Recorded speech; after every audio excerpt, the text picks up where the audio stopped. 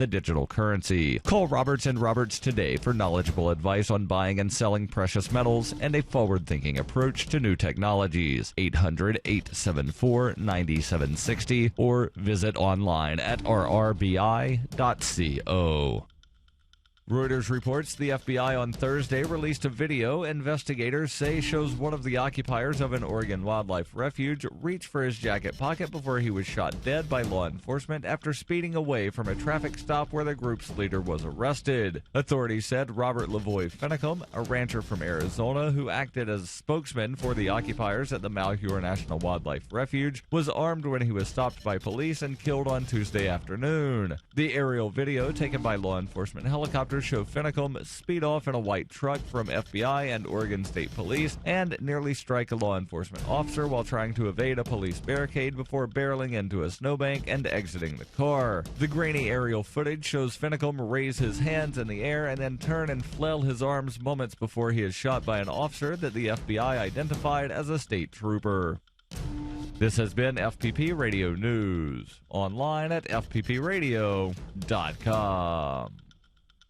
The Supreme Court's sidekick, Kid Justice, is killed by mad genius Dr. Contempto. Thousands of elderly Japanese Americans are rounded up for an internment camp's 70th reunion, and a report confirms the habitat of Bengal tigers is now down to a studio apartment in Jaipur, India. As it was once prophesied in the weekly news recap videos of old, here now it emerges before your very eyes. This is the Onion Week in Review. Local man Matthew Hunker announced this week that he has such strong brand loyalty to Mazda that he's willing to kill for the Japanese car brand. Hunker told reporters that if he hears anyone say anything negative about Mazda's cutting-edge features, or if anyone places any other car brand above the award-winning line of 2013 Mazdas, he will, quote, personally beat them to death.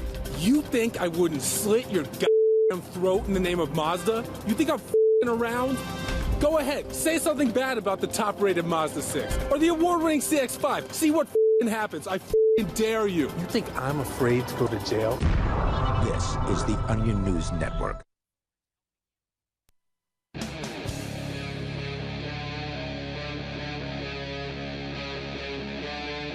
Free Talk Live.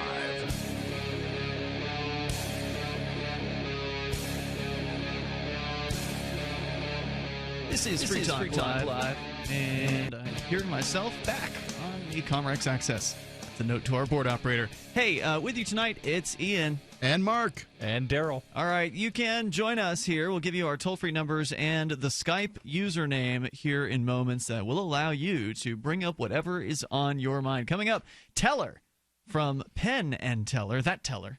There aren't any others, but there are bank tellers. Yeah, right. I didn't want anyone to confuse someone with this guy with a bank teller.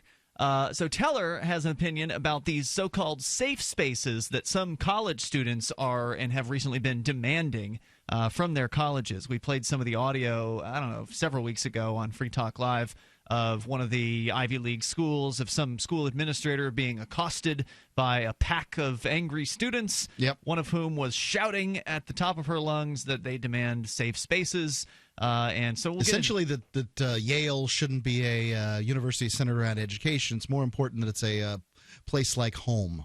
Yeah, so we'll get into that here. We'll give you what Teller had to say about it, and Darryl has that story. Also, I wanted to start out tonight with this story that I saw just sort of being gushed about in various different places on the internet the other day. I think about how great the FCC is, that this is the FCC that we need to have, the Federal Communications. The FCC, in my opinion, is, you know how there are some government agencies where you can actually pronounce the acronym like FEMA or HUD? Okay, if you there's a vowel in the other one. If you try to pronounce FCC phonetically, you would get kicked off of an FCC licensed radio station. Yeah, that is a little ironic. And we do have our dump machine here, so just in case someone decides to try that, that won't work out. But FCC Chairman Tom Wheeler has introduced a proposal that will greatly increase, says TheVerge.com, the choices that consumers have for set-top cable boxes if it passes. Wow.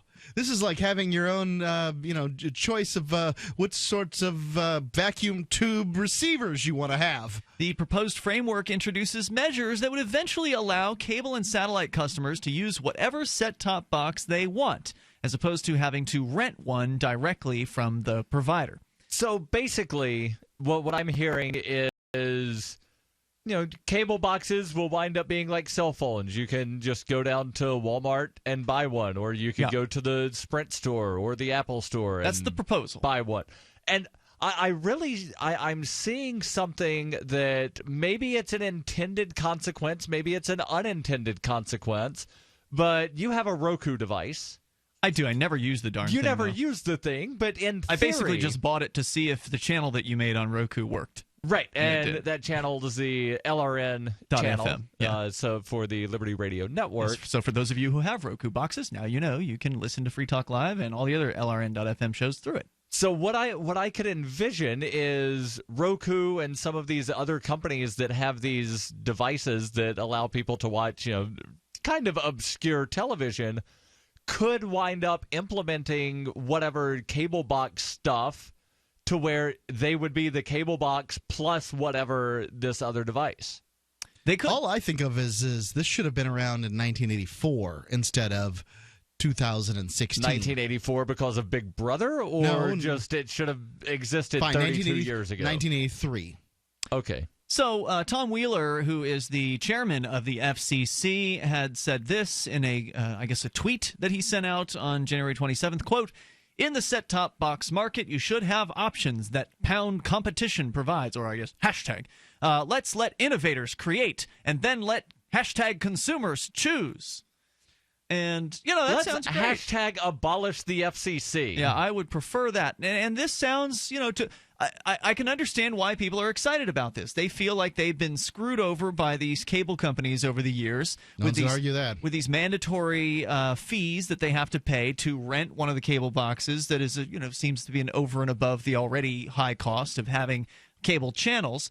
But, of course, I think it's important to remember, we'll get to some more of the explanation here on the background behind this, but I think it's important to remember the cable television business is not as highly regulated as, say, like at least for content. It's not as highly regulated as broadcast. Sure. So broadcast television, broadcast radio, there are a lot more concerns for, profanity and obscenity going out over those airwaves, because in theory the idea is that, well, the kids can access it. The public has more access to these broadcasted systems. And it's really kind of funny because I know that kids have just an immense access to bad words and that sort of thing. But I just can't imagine a world where you can say the F-bomb on the radio.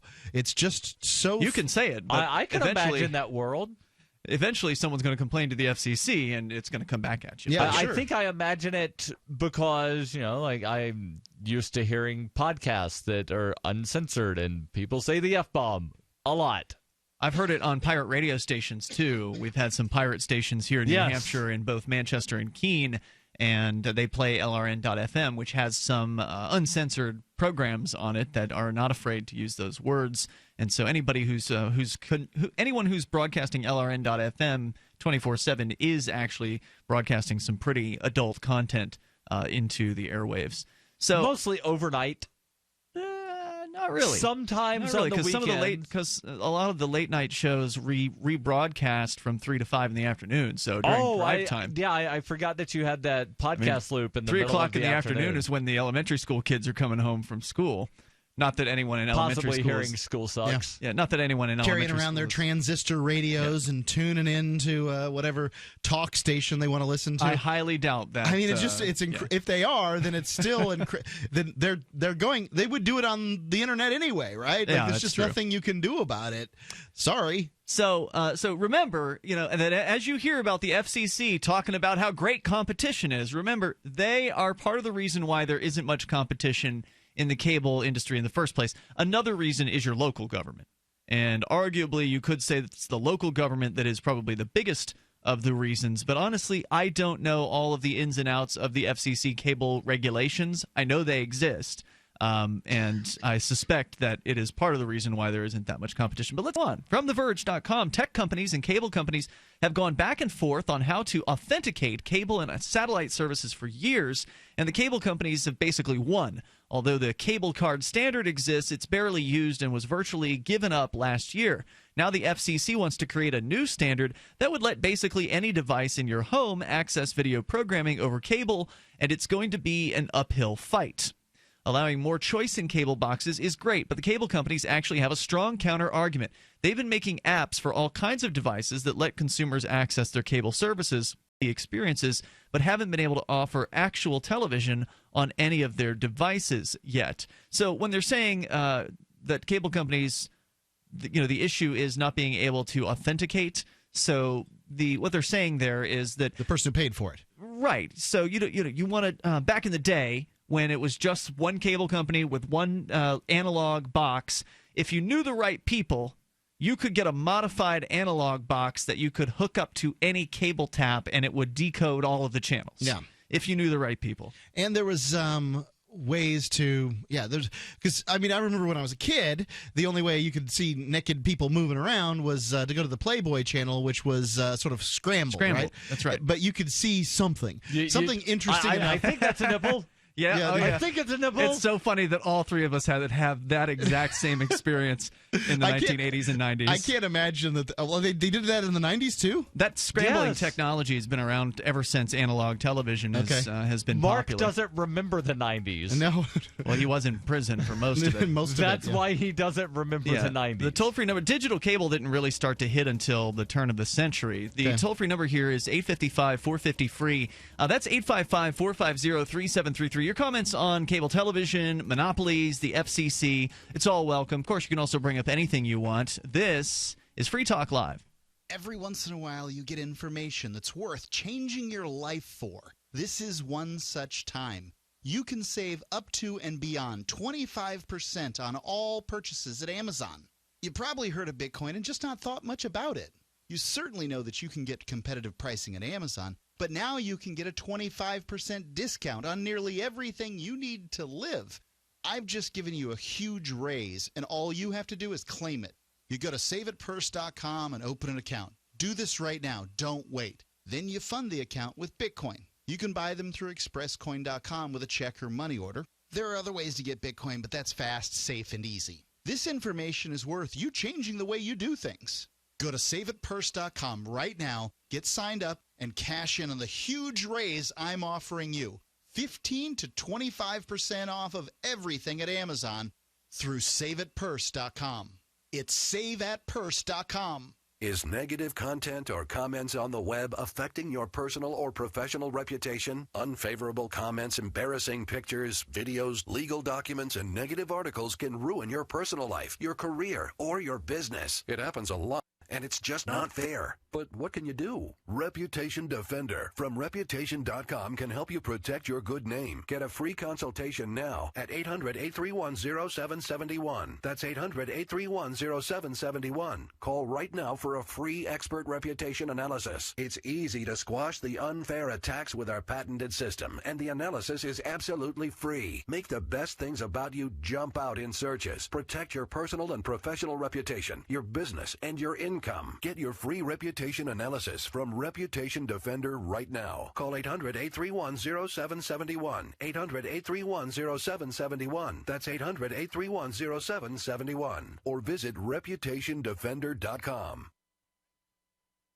Since time began, tyrants have taken aim at personal liberties.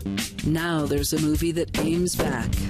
The government has no more right to tell us what to put in our bodies than they have to take our guns or tell us what books we can read. 6 drug police were eaten by bears while raiding a marijuana farm. On your knees, you dirty hippie! Jesus. On your knees! What's the problem, officer? Today, many cops who enforce pot laws do so only because it provides them with cushy jobs, good benefits, and a chance to push people around. I was an undercover narcotics officer. The drug war is nothing but a farce. The Second Amendment says you got to keep you and your gat intact.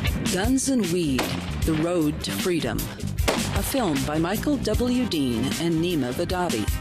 DVD available now at gunsandweed.com or on Amazon. That's gunsandweed.com. Makes the perfect gift. Remember, that's gunsandweed.com. You can listen to Free Talk Live on the radio, podcast, satellite, webcam, and our live streams. But did you know you can listen to Free Talk Live from any phone, anywhere? Add this number to your phone, 213-493-0308. It's a long-distance call, so make sure you're familiar with your phone's calling plan. The Listen lines are airing the latest episode of Free Talk Live 24 hours a day, including our live shows. Call 213-493-0308. That's 213-493-0308. Are you tired of governments murdering people around the world? Stop using their money.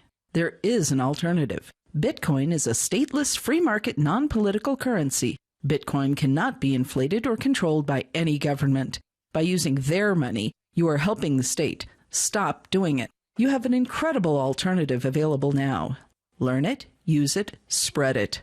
Get started with Bitcoin at Bitcoin.com. That's Bitcoin.com.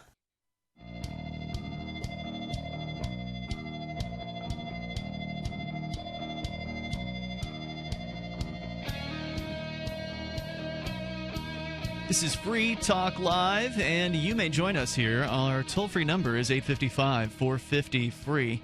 That's 855-450-3733. Many are singing the praises of the FCC. And after the news has come out that the FCC chairman, Tom Wheeler, has introduced a proposal that he says will increase the number of choices in the marketplace that people have for set-top cable boxes. Now, I haven't had cable as an adult basically since I moved out of my parents' house. I'm in my mid-30s now, so I've spent half of my life with no cable television, and it's great. And there are a lot of people who are what are called cord cutters, people who have had cable and then decided, why do I really want to pay $100 a month for a bunch of channels that I really don't watch, ultimately only watching maybe 3 out of 300. Don't you think a cord cutter is also somebody who got rid of dish, satellite? Yeah, I think those are included in that. I don't know. Well. I think most people would consider somebody with satellite to have cut the cord, even though they're still paying for television. They've cut the cable cord. Yeah. And they're getting Netflix is paying for television.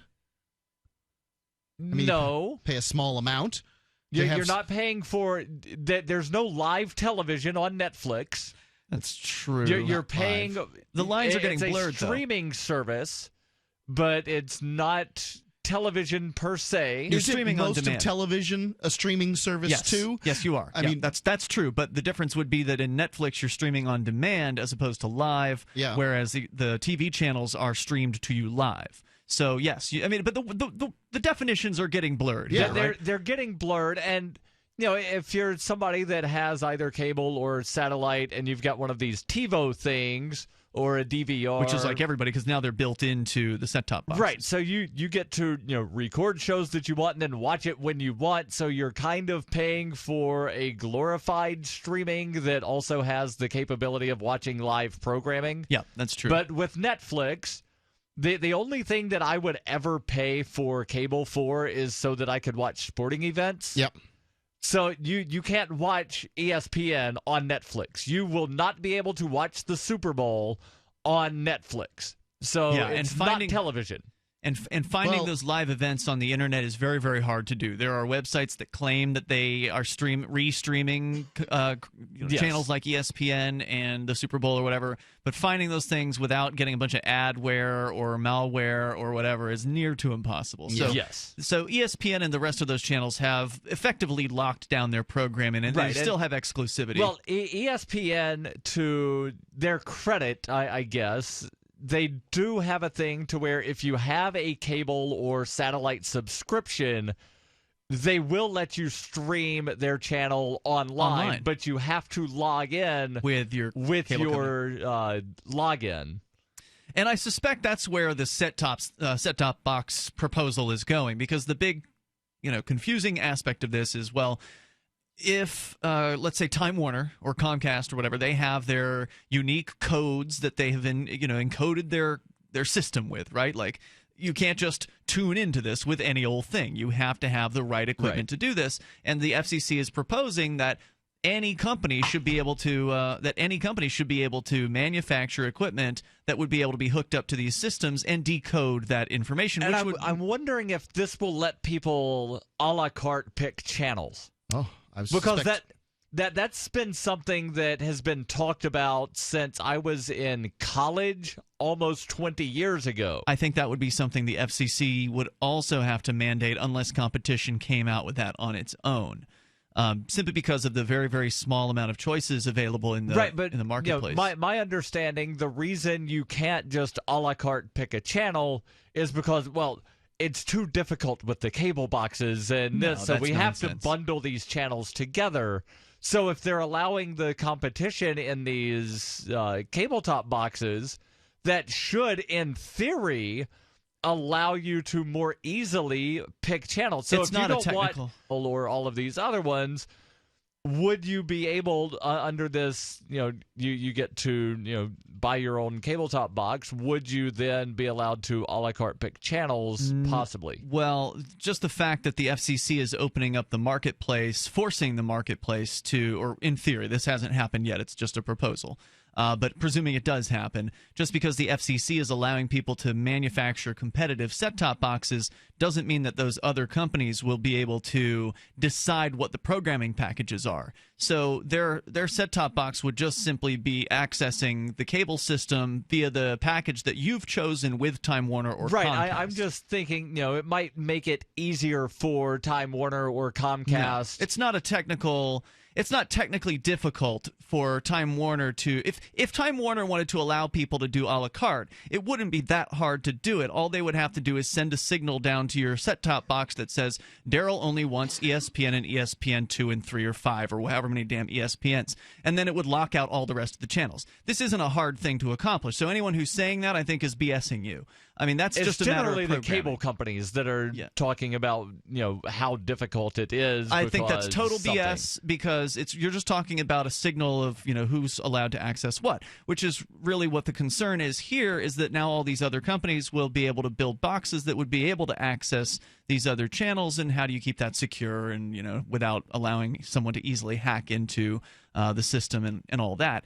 But as far as companies like Time Warner allowing people to do a la carte, in my opinion, the reason why they don't do that is because they have all these agreements with network providers. So like Fox has Fox Business, they have Fox News, they have Fox Sports, they have, there's each provider. Disney has ESPN and Disney has Disney and, ABC. And so they all have these different channels that they claim. Yeah, and they want to cram those channels down people's absolutely throats. Do want to cram it down. And they cram them down the cable company's throat. Yeah. So the cable company then has to pass the costs on. You want ESPN? Fine. You got to take all these other channels that we have too. Right. And it comes as one package. And the cable company is paying for that. So the cable company is paying the ESPN, or Disney in that case, for all of those channels. But so the way the cable company sees it is, well, we need to make all this money back, and so we need to give all these people all of the channels, or at least large tiers of channels. That way we can get our fees back. Because what if not as many people want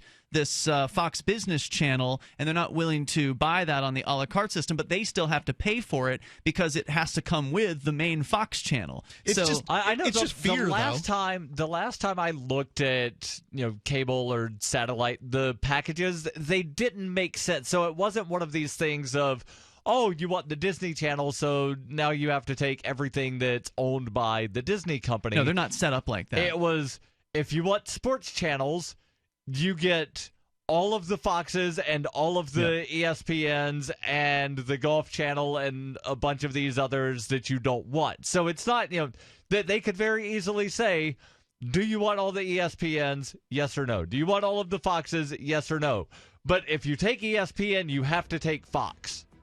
And that's not a cram down from ESPN or Fox. That's a cram down from the cable company. Sure, but what they're doing is they are just they're forcing their customers to pay for the sort of the backroom business deals that they have with these companies that are cramming down their channels on them, and they feel like they have to make that money back somehow. So it's not as easy as you might think to do that. 855-450 free talk live. Hunters, anglers, campers, and survivalists, get back to nature. Expand your horizons with the highest quality, most versatile, unique slingshots and sling bows on the market at slingbow.com. Slingbow products are compact and models start from just $17.98. They're perfect for your bug out bag or storing in your vehicle. Give yourself and your loved ones the excitement and tradition of Slingbow, a new frontier in archery and truly modern twist on this primitive survival tool. Feel the thrill only at slingbow.com. It's about time something new came along for better selling and buying online, and I found it. It's buysellmakeoffer.com, a brand new company that's the newest and best way to sell products online. You can even use Skype or video to sell your car, home, any product. You get 30 days free, packages starting from only $7.95, and where we strive to advance the ideas of liberty daily. We bring you the Morning Roar. That's right, every Monday to Friday we'll have a brand new edition of the Morning Roar, where we provide a roundup of some news stories that you may not find in the mainstream media or even in your typical social media newsfeed. We find stories that relate to the ideas of liberty and provide you with our liberty perspective on them. Every Monday, we have our longest-running feature, Mondays with Murray, named after the great libertarian Murray Rothbard, where we'll examine an article or an excerpt from his works and help convey his view, along with our little spin as well. We wrap it all up every Friday with Felony Friday, where our own John Odermatt goes out and takes a look at some sort of felony. There's felonies committed every day, you know, whether it's a felony committed by the police, a politician, or even an average citizen. You can find all of this and so much more over at lionsofliberty.com, advancing the ideas of liberty daily.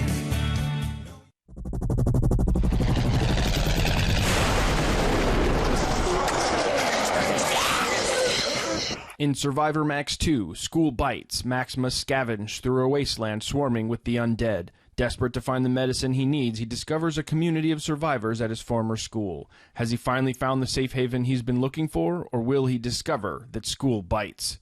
Look for Survivor Max on Facebook, read reviews on Amazon, and read Chapter 1 at SurvivorMax.com. Did you know that you can listen to and watch Free Talk Live during our live show 7 days a week from 7 to 10 p.m. Eastern via our studio cam at cam.freetalklive.com? Not only that, but you can also chat with other listeners at the same time. Do I need to mention that both the studio cam and chat room are totally free? Outside of Free Talk Live's live hours, you won't see a cam feed, but will hear audio from the Liberty Radio Network. So listen, watch, and chat all free at cam.freetalklive.com. That's cam.freetalklive.com. Why did you move to the Shire? I moved here to the Shire because there's other people around who take liberty just as seriously as I do. I moved to the Shire because I saw videos of people challenging authority and thought I knew there was nowhere else that I wanted to be. I've always wanted to change the world. So I moved to the Shire to join people who were actually working towards doing the same thing. The people here are awesome, loving, and positive. It was for the adventure and for the feeling of something important is happening here. And I just wanted to come to sort of be part of that. Visit ShireSociety.com to read and sign the Shire Society Declaration and learn the reasons why, if you love liberty, you should immigrate to the Shire. Plus, add yourself to the Shire map at ShireSociety.com. That's ShireSociety.com. While our satellite channel is free to listen to, it's not free for us. You can help us cover our satellite costs with the chip-in on the right side of the page at lrn.fm.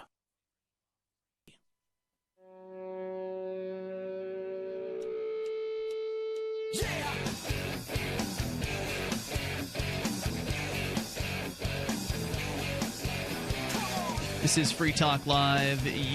Proposal by FCC Chairman Tom Wheeler to increase choices in the consumer set-top box market. The stuff that the boxes that they sort of decode your cable channels if you're still someone who subscribes to those things. And it sounds great. Consumer competition. I mean, wow, awesome. Who doesn't like competition? And I'm not saying that I oppose the idea, but the idea is only necessary because of the FCC and local government's controls and regulations that restrict choices in the marketplace in the first place, meaning that there's only usually one cable company from which that you can choose in your given market. Now, the FCC doesn't control that, though. No, that's why I said the FCC and your local governments. It's usually the local governments. So this is a situation where the federal government has stepped in and made a standardized something that is a benefit to people.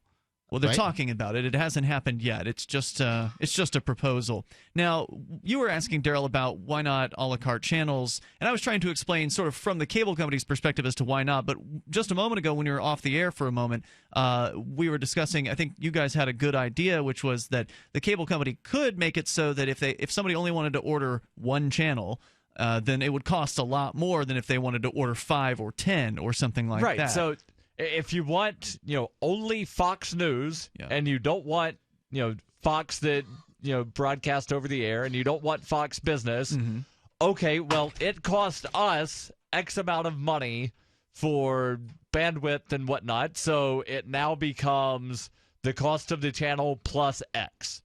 If you want all of the ESPNs, okay, well, those generally get sent to us along with ABC and this other thing, so you can either include ABC and ABC Family for free or pay us X to not have those other channels that are part of the bundle that we have the back. And I understand the backroom deals. You think they might be worried, though, about consumers being confused by all of the choices? Sure.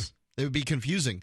Consumers are confused right now. They're like, how did I wind up with the Catholic channel and what's this thing from Brigham Young? Why do I have a Mormon Tabernacle Choir channel? Where is that real? Do they actually have that? Yes, Okay. there's a Mormon channel. Well, I think that the answer to that is the Mormon channel's cheap, and so right, and people get confused for the Mormon channel, and so therefore the cable companies throw it in at their lowest tier. They're like, "Hey, we're getting this for free. We'll call it a value to you, and then that way you're getting 37 channels instead of 36." That's how they wind up saying, the basic package has 38 channels. Right, but people don't look at those. They're like, to complain about the channels you're getting is this is the problem here is not just that cable companies are a bunch of rapacious fools, but the cable customers are ignorant and don't want to and don't have the time to spend figuring all these things out. Yeah, there's a lot of channels out there that you don't want. So what? People are producing. Being the fact that we have a webcam here at Free Talk Live, I can say I would be happy if somebody wanted it to them for free. That's not the particular problem here. The problem is that we don't know what individual channels cost. So ESPN costs more than a lot of channels do for the cable companies. I suspect that's true. And this is the difficulty that they have is I don't want ESPN. But I'll bet you the package that has, say, football, which I would be interested in seeing, on my home television set, but I don't have it because it's just too expensive. And I only pay $8 a month for Amazon Prime, and I get free shipping, and I get a whole bunch of channels. If I wanted to see football, I'd have to get ESPN. I don't want ESPN. I don't want to hear people talk about the game that I watched or am going to watch or whatever. I just want to watch the game. Yes, and a lot of those games get broadcast on ESPN. I know.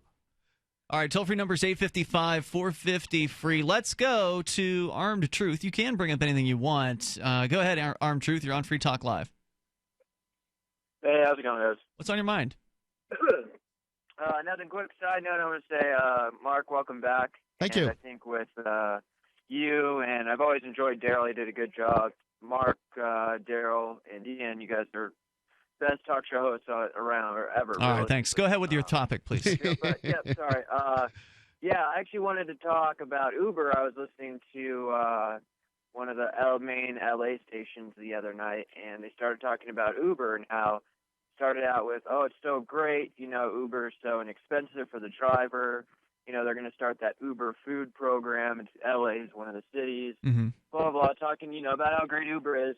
And then they go into, but, Uber's making all this money, and what are they doing for the driver? Why are they not giving the driver benefits? Why are the drivers not employees? And then, of course, two of the guys on there are former Uber drivers who hated driving for Uber. So it turned into them complaining about how Uber should be paying them $50,000 to $60,000 a year and guaranteeing them a wage and all this. And they sounds like California to me. Yeah, it's just terrible. And I don't think they realize that it's gonna everything that Uber's doing that is so great for the consumer. With all these new programs they're starting, if they start being forced, if they stay, especially if they even stay in California, but if they're being forced to pay all these drivers, with all this, wages and benefits and all this, all of these special things Uber's going to do are going to go away, and they don't understand that, you're contracted to Uber. And, my biggest thing is if you don't like driving for Uber, then don't drive for them, and then don't try to force them to do things that you want. Just don't drive for them. You know, if enough drivers are upset about it, they won't use Uber anymore, and it'll crash. But yeah, well, this is the problem: is these folks don't understand marketplaces. They don't understand the self-regulation that can go on in the free market. They're just like, I think that if I drive an Uber car, I should get $60,000 a year.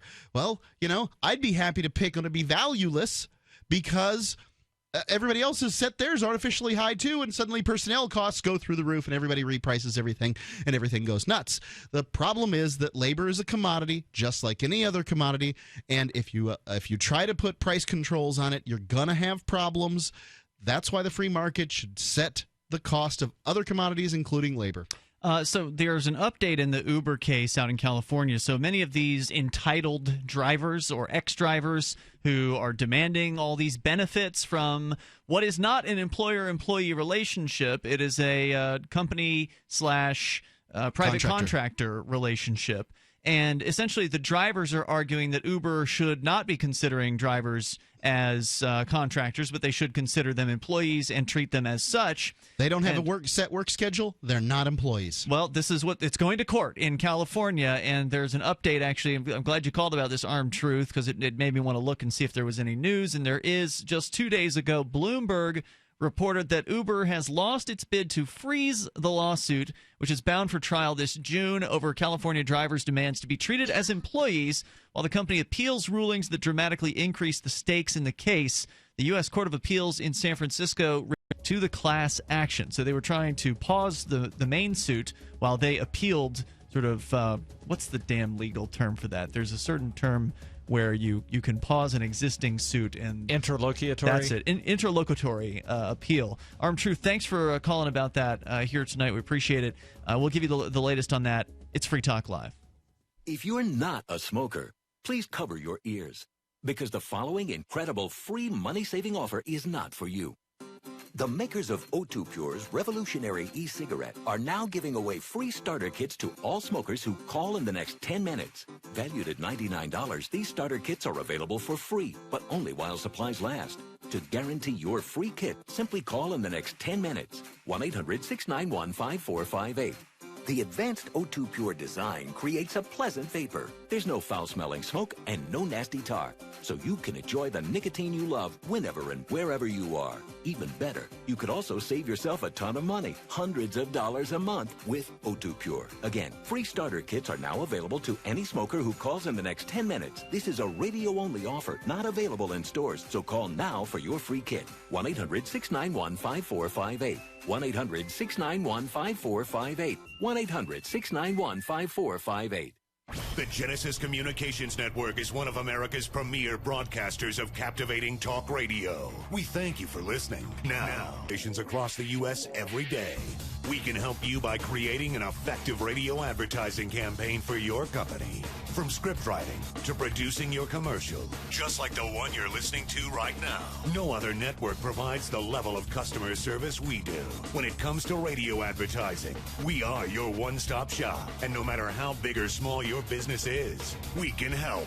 Email us at advertise@gcnlive.com, and an experienced advertising executive will help you take the first step towards driving more customers to your business or website. Advertise@gcnlive.com. Easy, affordable, effective. So the protection of life, liberty, and property is what the Free State Project is all about. But it's an effort to move 20,000 people who understand. It's about demonstrating to the entire country that, yeah, we can have a free market, a truly free market. Making it just a freer, great place to live. It's the world's largest voluntarist libertarian community, and it's only getting bigger. That's amazing, to be able to move to a place where other people passionately believe in being free and independent. What the Free State Project is managing to do, though, is to put their money where their mouth is. It's physically getting up across the country and saying, let's go someplace and let's demonstrate the power of these ideas. There's a lot of kind of philosophy that surrounds liberty. There's a lot of thinking about it and talking about it. But here in New Hampshire, people are doing it. 101 Reasons Liberty Lives in New Hampshire, a documentary by Free State Project Early Movers. Watch it free at 101reasonsfilm.com. 101reasonsfilm.com. LRN.FM is proud to announce our official listening apps for Android and iOS devices. Now you can easily tune into our streams anywhere, anytime on your smartphone or tablet. Just visit apps.lrn.fm or search for lrn.fm in the Android or Apple app stores. Please download, rate us 5 stars, then share the link on your social media, and let your friends and family know how you're listening to lrn.fm. Download it now, free at apps.lrn.fm. This is your Robertson Roberts Brokerage Daily Precious Metals Update. Following sharp increases yesterday, in early trading on Wednesday, gold is $2 lower at $1,118 per ounce. Silver is down 3 cents at $14.54 per ounce. Bitcoin is trading at $395 US. We have plenty of new 2016 Silver American Eagles in stock. Get yours online at rrbi.co or give us a call at 800-874-9760. Do you love Twitter? Make sure you favorite the LRN.FM Twitter account so you can receive our tweets at twitter.lrn.fm. That's twitter.lrn.fm.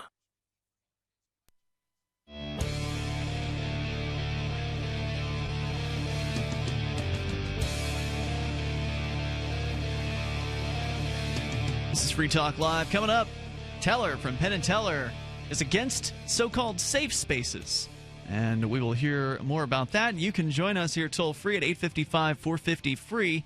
That's 855-450-3733. The latest in the Uber case is that Uber will not be successful in pausing their existing case, which isn't their case, I guess. It's a case brought against them by a group of whiny, entitled California former Uber drivers who are demanding to be paid out for being employees. They're demanding health coverage. They're demanding mileage fees after the fact for miles that they already got paid for while they were driving for Uber. This could really change the face of ride sharing. Not just ride sharing, Ian. I mean, Uber has, these people are legitimately contractors. Like, they fit the legal definition of what a contractor is. That's certainly Uber's argument. So I want to ask you this is, you know, if the tile guy contracts with the general contractor on the building of your house and he decides that, oh, well, you know, I've got a whole new set of rules and everything, is that going to raise the price of your house? You better believe it. Yeah, absolutely. We deal with contractors all the time through the things that we buy. And this, you know, as people attempt to use the court system in order to get whatever benefits in their job that they want, because this is essentially what this is. This is a labor complaint. Yeah, they're trying to force Uber to become the company that they want them to be, as opposed to what they are. And that would completely change not only Uber's business model, but the ride-sharing industry as a whole. And as you're saying, it could affect the entirety of the idea of being a contractor. I mean, because if Uber loses this suit, which is going to court in June of this year, which is a class action suit, and a lot of people dislike Uber. You know, they're just, you know, they're on the lefties' hit list. The people that use them the most tend to dislike them. It just makes no sense. Yeah, Bernie Sanders has come out talking about how horrible Uber is. But campaign expenses show that he actually uses Uber more than he uses private taxis. So anyway, that's the latest there. We'll continue to follow that case as it rolls on. Let's go to your calls and thoughts. Still to come, also more on the FCC maybe mandating competition in the area of set-top boxes. What exactly will that mean for the industry? Let's go first, though, to Brian. He's on via Skype from California. Go ahead, Brian. Hey, Ian. Just calling in today just to respond to when I got dropped off a couple days ago when we were talking about rights theory, libertarian rights theory. Okay.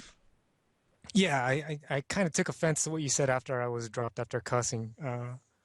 You calling me dangerous is like a religious person calling someone else dangerous because they don't believe in God or they don't believe in the 10 Commandments. Then, you know, don't be surprised when people start to absorb that and act towards others as though they don't have any rights, which would mean that they might commit violence against someone. They might steal something from someone else because they don't believe that they have any right to their property or they have a right to their life or their own body.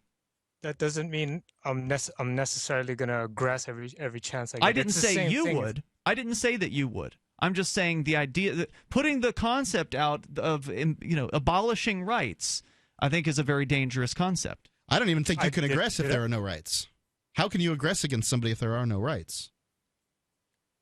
How can I aggress against somebody if there are no rights? How can you steal the same way I can aggress people when there are rights, or what you think is there are no rights. I've asked you to demonstrate what it means, right?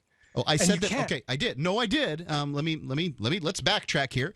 So a right is a function of ownership. I have the right to drive my truck because I own my truck. A right. That seems redundant, though. There doesn't seem to be any information added. Once you own a truck, it doesn't mean anything more to say you have the right to it. Once you own it, you have the right to drive it. See, a right demonstrates what you have as what the privileges, call it. We'll insert the term privileges in the area of rights, even though privilege isn't the right term. But the privilege that you obtain by having ownership. So I have the right to drive the truck that I own.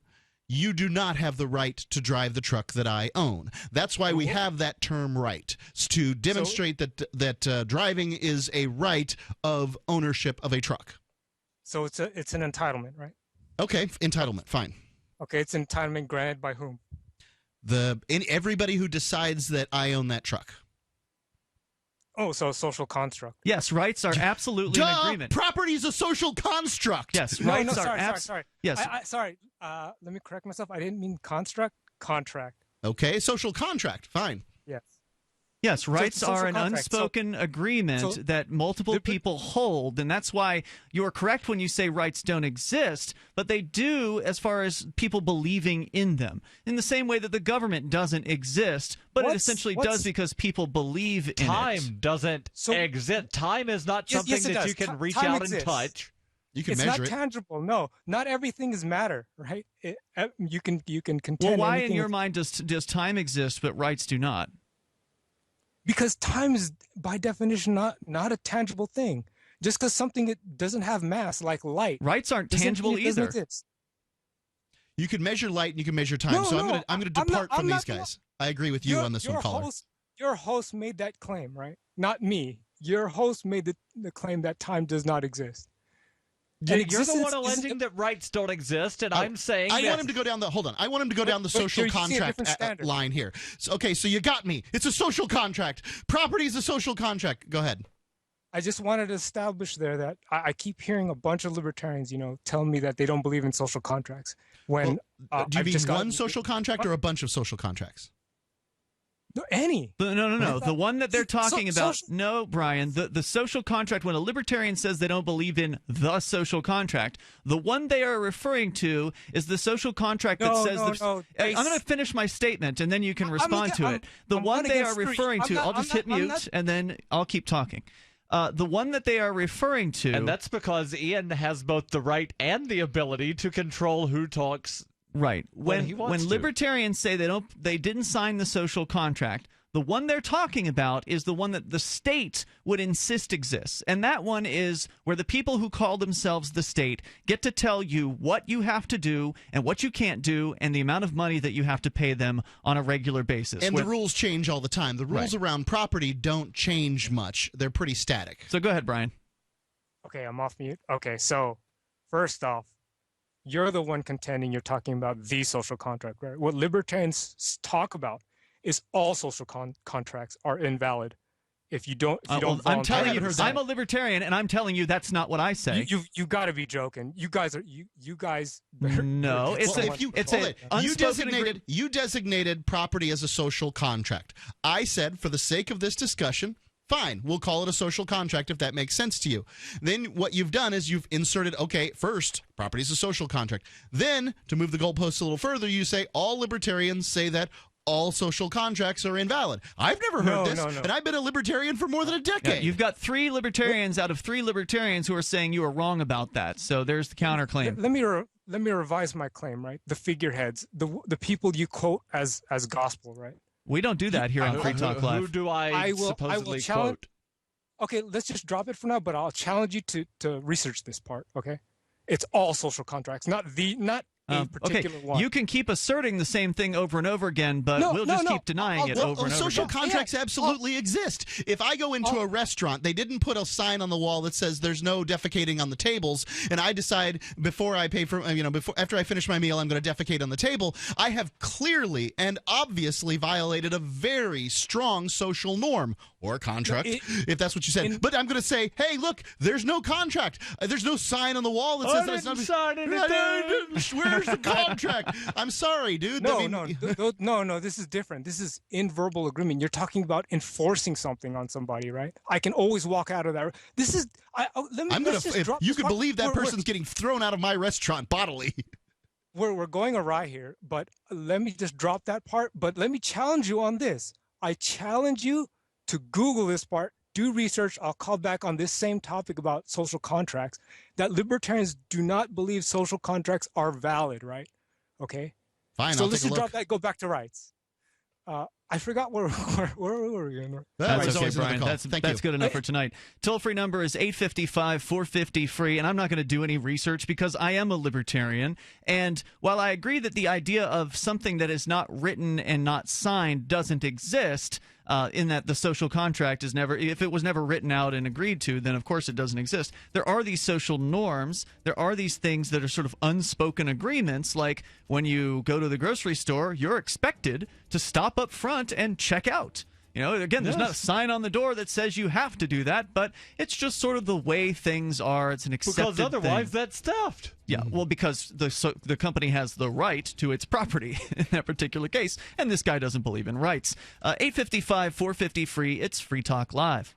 As a pioneer of the e-commerce movement, Overstock.com is proud to be the first major retailer to accept Bitcoin. Overstock was the first because Patrick Byrne, Overstock's CEO and founder, firmly believes in personal freedom and cryptocurrency. Over the past 16 years, Overstock has furnished over 18 million homes with a diverse line of products to suit everyone's unique styles and preferences. Support Overstock and freedom of choice while enjoying free shipping on orders of 0.211 Bitcoin or more. Free Talk Live has partnered with Amazon, the largest internet retailer. Imagine a department store category, and Amazon has it. Books, electronics, office products, furniture, jewelry, automotive, toys, clothing, sporting goods, and dozens of other categories. Now you can shop and support Free Talk Live by entering Amazon through our website. Go to shop.freetalklive.com, and Amazon will send us a portion of your purchase. You're going to do the shopping anyway, so remember to enter through our site at shop.freetalklive.com. That's shop.freetalklive.com.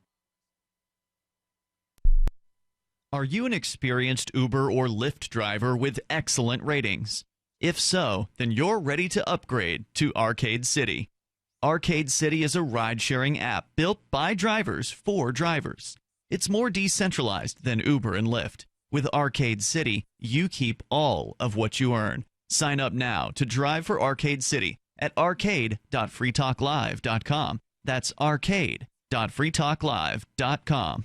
The three most important things you can do for Free Talk Live are: 1, share one episode a week on Facebook or in some other social networking site. 2, buy the things you buy online through shop.freetalklive.com. 3, give $5 a month to the AMP program. You likely buy all kinds of things online. Amazon is the largest online retailer. You can get what you need at the same prices with free Super Saver shipping by going to shop.freetalklive.com. Please do your online shopping at shop.freetalklive.com.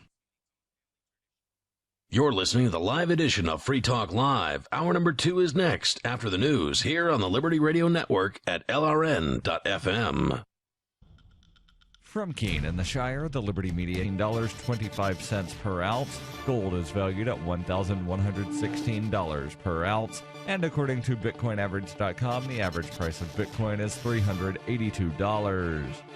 Antiwar.com reports with several Pentagon officials, including the chairman of the Joint Chiefs of Staff, General Joe Dunford, and Press Secretary Peter Cook, talking up military efforts to lay the groundwork for a U.S. war in Libya, which Dunford suggested would be formalized in several weeks. President Obama is starting to talk up the idea as well. The White House confirmed on Thursday that President Obama has ordered his national security advisors to draw up plans to counter efforts by the Islamic State to expand in Libya. Defense Defense Secretary Ash Carter confirmed the move, saying several options are being drawn up. Still, Carter claimed that no decision has yet been made on attacking Libya and that the U.S. is just watching the situation very carefully. He also talked up efforts to back the Libyans, though he did not indicate which ones, likely reflecting Cook's comments on Wednesday that the U.S. is seeking worthy factions to back. Carter's denial that a decision has been made may be technically true, but given the comments of General Dunford, it is very misleading, as clearly the broader decision has already been made and the questions are just the specifics and the timing of the announcement.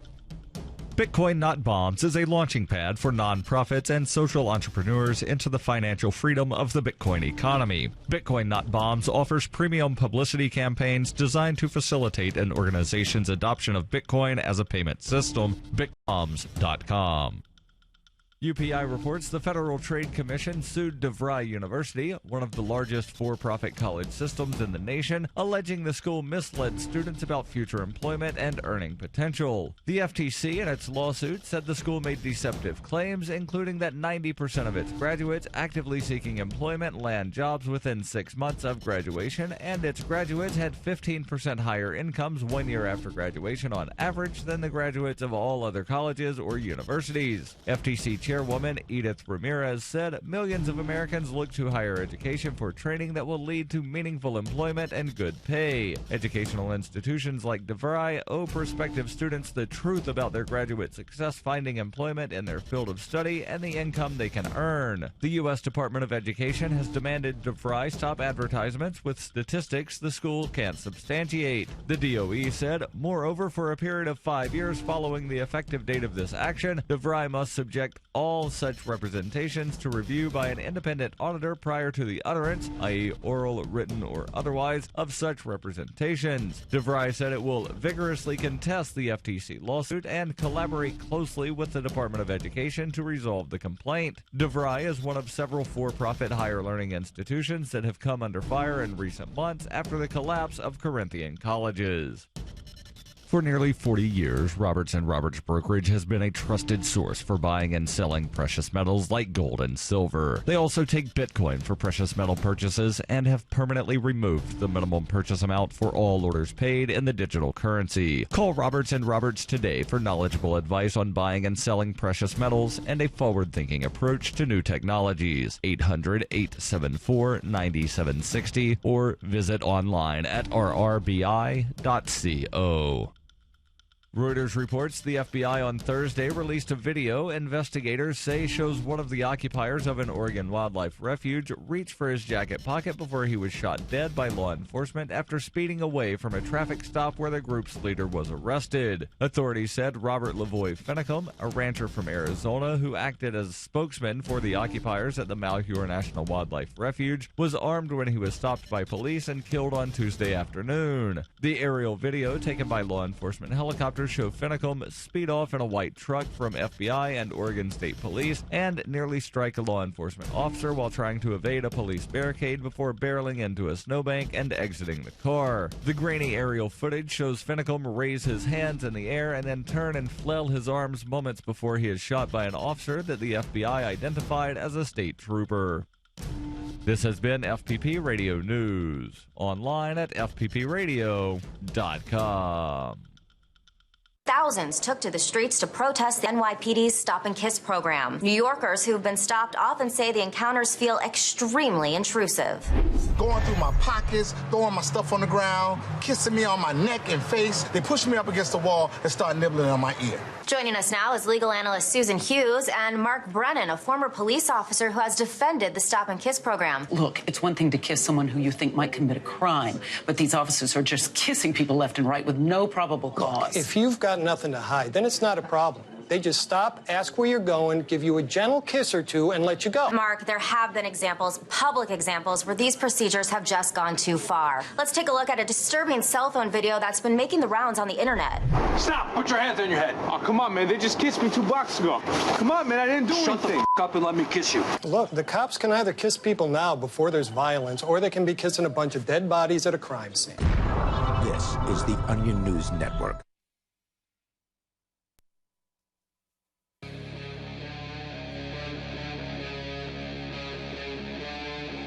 Free Talk Live. This is Free Talk Live, and you're invited to join us here as we launch into the second hour. The toll-free number is 855-450-FREE. That's 855-450-3733. Coming up, Teller from Penn and Teller weighs into the safe space discussion that has been happening on and around college campuses. We'll get into that. With you in the studio tonight, it's Ian. And Mark. And Darryl. Straight to the phones and to the fun. Charles in Arizona listening to K-Talks. Hello, Charles. Hi. Good evening, Ian, Mark, and your friend. Darryl's here. Go ahead, Charles. You know, Why is that? I mean that. And, the only guy that really scares me is that James guy. Golly, I don't know where he's from, but... Are you talking about James in Arizona? He scares you? Yeah. Somewhere. I don't know. But why are you so happy to be separated from California? What is it that about California that you want to be separated from? I thank God I don't live there. But anyway... is it because the government is so big? Is it because of the entitlement mentality of the people there? What is it? What's your number one reason for not wanting to live in California? I've been a libertarian for 30 years, and I fought for the cause. I've been an activist, as I've told you, and you know that. And people that bring up these peace arguments baffle me. I do not understand where they are coming from. Like someone who doesn't believe in rights, for instance. For instance, our last caller, for those of you just tuning in. Yeah, that's kind of the libertarian thing, isn't it? It's an everybody thing. I mean, you don't have to be a libertarian to believe in the idea of rights. Rights are pretty foundational, this country was formed on rights, wasn't it? Yeah. I mean, I heard a commentary the other day that the Constitution and the amendments were not sacrosanct. No, of course not. I mean, they were written by men, so amendment. The amendments are definitely not sacrosanct. They were written by men, so inevitably they're not. But the first 10 are the Bill of Rights. I think that they were meant to enumerate for the states to sign the Constitution. Yeah, that's true. Charles, thanks for your call, man. I do. What does the guy feel about if they said, "Oh well, I think we should take away the first"? Well, there are actually a lot of people who want to get rid of the First Amendment. There was a video on YouTube. Fourth, and hey, Charles, thanks for the call, man. I do appreciate hearing from you tonight. Our toll-free number is 855-450-FREE. I saw a video on YouTube where a dude went around a college campus. I think it was Harvard. Like Harvard or Yale. And asked people... Ivy League school. Yeah, and asked people to sign a petition to abolish the entire First Amendment, which, by the way, includes the right to petition. And religion. And freedom of speech. And he wasn't having any trouble recording multiple individuals who wanted to get rid of the First Amendment. So, not everybody's on board with the idea of rights. And that's one of the reasons why I think it's important to get people who do believe in that concept to come to the same place. So I can understand why Charles would be frustrated by California, because it's one of the most pro-government states out there. It's one of the worst. If you look at the Mercatus Center rankings of the top 50 states, they do a ranking of which states are the most free out of the 50 states. California, I believe, is ranked at number 49 on that list, just below New York, or just above, I guess, New York. And so we're talking about one of the most statist, pro-government places in the United States. Well, I think it's really odd. I just came back from a trip across the United States where we drove the car from Florida to San Diego and back. You went through Arizona? We did. We go through Arizona. Yep. I think we hit 26 states or something like that on the. Okay. And actually we drove from New Hampshire down to Florida and then on. And I saw two people open carrying on the trip. Both of them were in Arizona. Yep. I talked to one guy from California who's like, I'm going to vote for Bernie Sanders, but I don't like him because he's not strong enough on guns. I'm petrified of guns. He said, I'm terrified of guns. And it's interesting, as the caller said, that it's just the Colorado River that separates these two places. I saw two people open carrying handguns in Arizona, but if you drive over a bridge, you're in California. And it's a felony. And it's, it's a big deal. Yeah. people are going to freak out. They're going to call the police. And speaking of rivers and driving over bridges, there's a river not too far from here with the bridge, and on the other side of that bridge, you can conceal carry, and you don't need a piece of paper. But if you do that in New Hampshire, you need a piece of paper. Speaking of that bridge, we've got Robert, who is right across that very bridge in Vermont. Robert, you're on Free Talk Live with Ian, Mark, and Darryl. Hey, how you guys doing? Welcome back, Mark. Welcome, sir. Go ahead. Hey, Robert. Hey, I have some breaking news I want to share coming out of Vermont today. Go for it. The key Senate committee passed the marijuana legalization bill. Excellent. I sent the story over to the chat box over at Free Talk Live because I couldn't, for some unknown reason, it wouldn't let me post it. I don't know why. I never had a problem before. But the bill, the sale of marijuana will start in 2018 if it passes the House. It won by a 4-to-1 vote in the Senate Judiciary Committee. It seems like Vermont's going to be the first state. I mean, all in things. New England. Yeah, it seems like the Northeast is going to.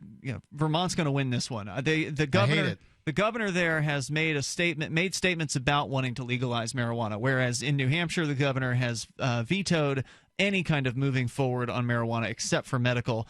And so I think they've got this one taken care of. But even with medical here in New Hampshire, the governor has said that she would veto anything that allows patients to grow their own cannabis. Oh, yeah, it's bad. The medical program in New Hampshire is nothing to brag about, but at least it's there versus not there. And the state that does legalize in a given geographic area, sort of in a region, the state that legalizes first is going to really clean up as far as revenue? pot tourism goes. Yeah. Yes. Because especially in a place like the Northeast where the states are very small, Vermont's quite small, you're going to see people coming from Maine to from Maine to Pennsylvania to get their marijuana and to buy it legally and to get the best stuff and not have to worry about all the problems they have to worry about or whatever.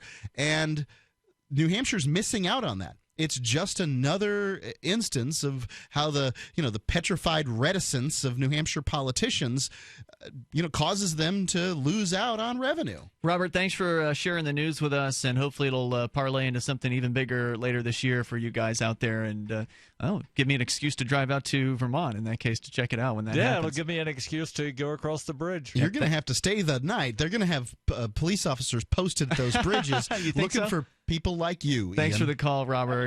Toll-free number is 855-450-FREE. That's 855-450-3733. Stay at Robert's house. 33. Well, there are of this decrim proposal, which is a very, very weak decrim proposal, would only actually decrim right now it's a misdemeanor to possess any amount of marijuana. This would make it a violation to possess up to just a quarter ounce. So a fairly weak decrim proposal. I guess the idea is to try to weaken it so much that maybe the governor will sign it.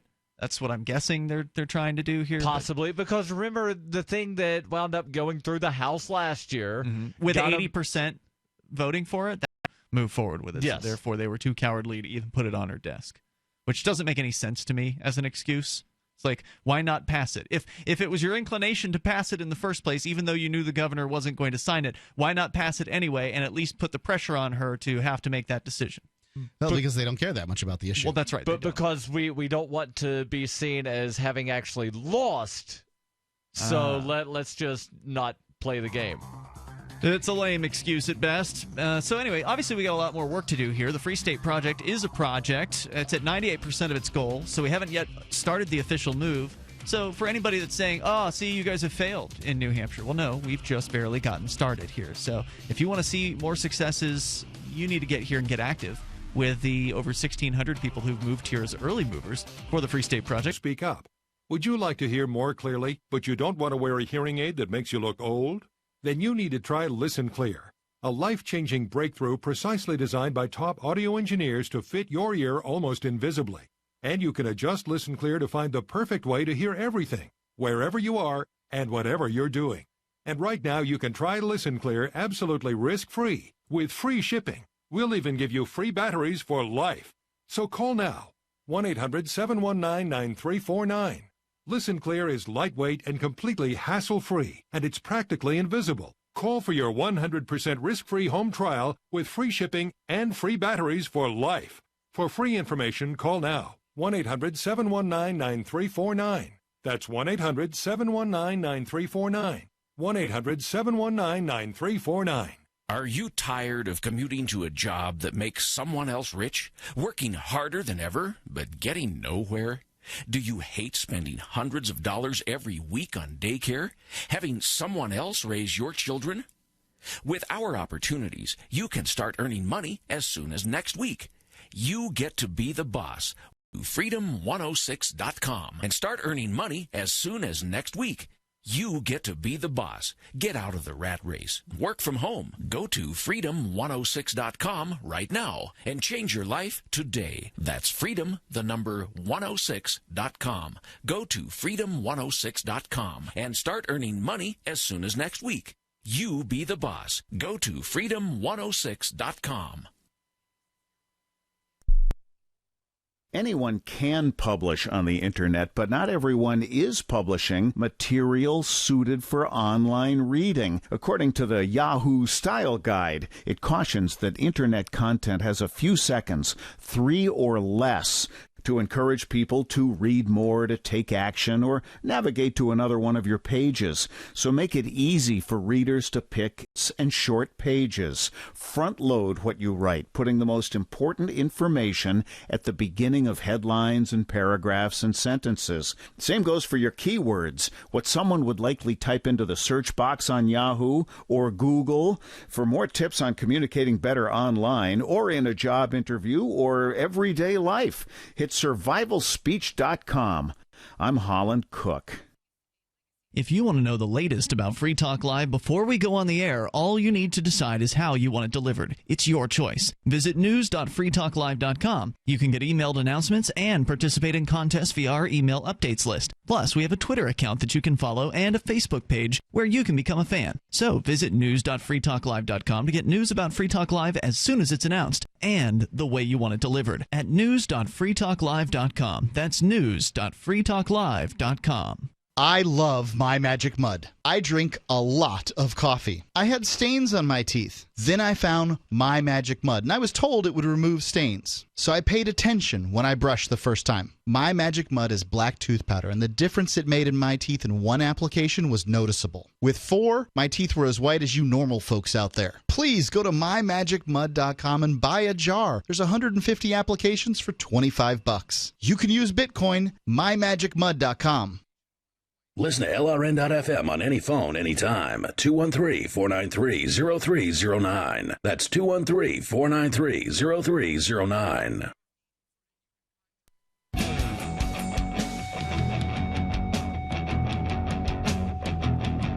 This is Free Talk Live. You may join us here. The toll-free number is 855-450-FREE. 855-450-3733. Will the FCC force cable companies to allow competition in the area of the set-top decoder boxes? Our toll-free number, again, if you want to join us, 855-450-FREE. Our Skype username, if you want to do it that way, is Skype username LRN.FM. And if you want to get some business cards, you want to get them very affordably, but yet you can customize them, like customize the text, colors, backsides, and more, then go to Vistaprint.com and use code FTL. That's code FTL, like Free Talk Live. At Vistaprint.com, you'll get 500 business cards starting at just $9.99. It's super easy to use Vistaprint's system. They've got an easy designing system that I've used, so I know how simple it is.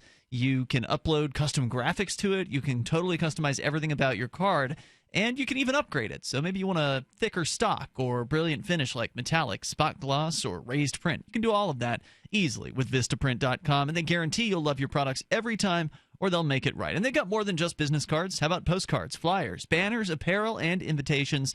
Get started at Vistaprint.com and use code FTL to get 500 business cards starting at just $9.99. It's up to a 50% savings over regular site pricing. A fantastic deal. Vistaprint.com, code FTL. As we continue here, we were discussing this proposal by FCC Chairman Tom Wheeler that would increase choices that consumers have for cable set-top boxes if it passes. Now, it hasn't passed yet.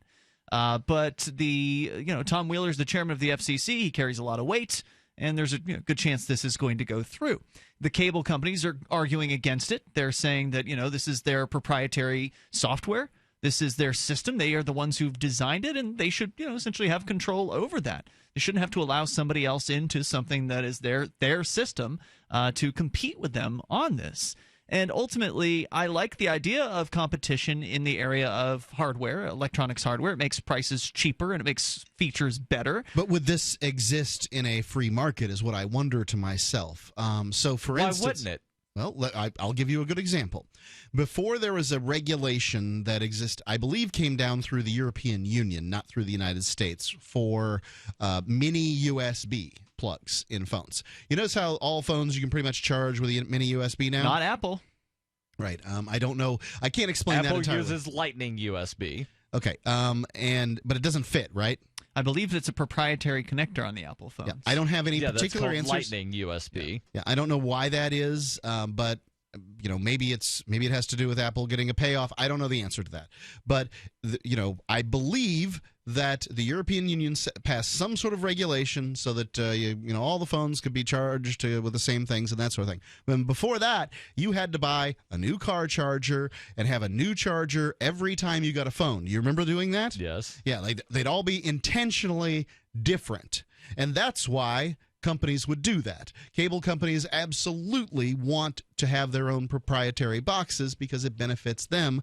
And, in the world of cell phones, as far as I know, there isn't a big hurdle for getting in and being a cell phone manufacturer other than the cost of being a manufacturer. But you and I, if we had enough money, could get together and make a cell phone. China. Yeah, sure. Have one produced, and at this point, lots of companies were doing that, and they'd have their own proprietary chargers because that benefited them. Okay. So in a free market, is the idea of a cable box, the competition in the area of a cable box, is that actually going to exist? Or do we need government to increase competition? This is one of the arguments that people would make. Folks we don't need government to, allow competition in cell phones. Well, so why would we need the government to ensure that there would be competition in the cable box area? When up to this point, the reason there has not been competition is because of government. I don't know the answer. I can't say the because of government part. I can't answer that, but I can tell you that currently, if I want, right, I can do that because now there's competition in the area of cell phone chargers. 10 short years ago, there wasn't much of a competition at all.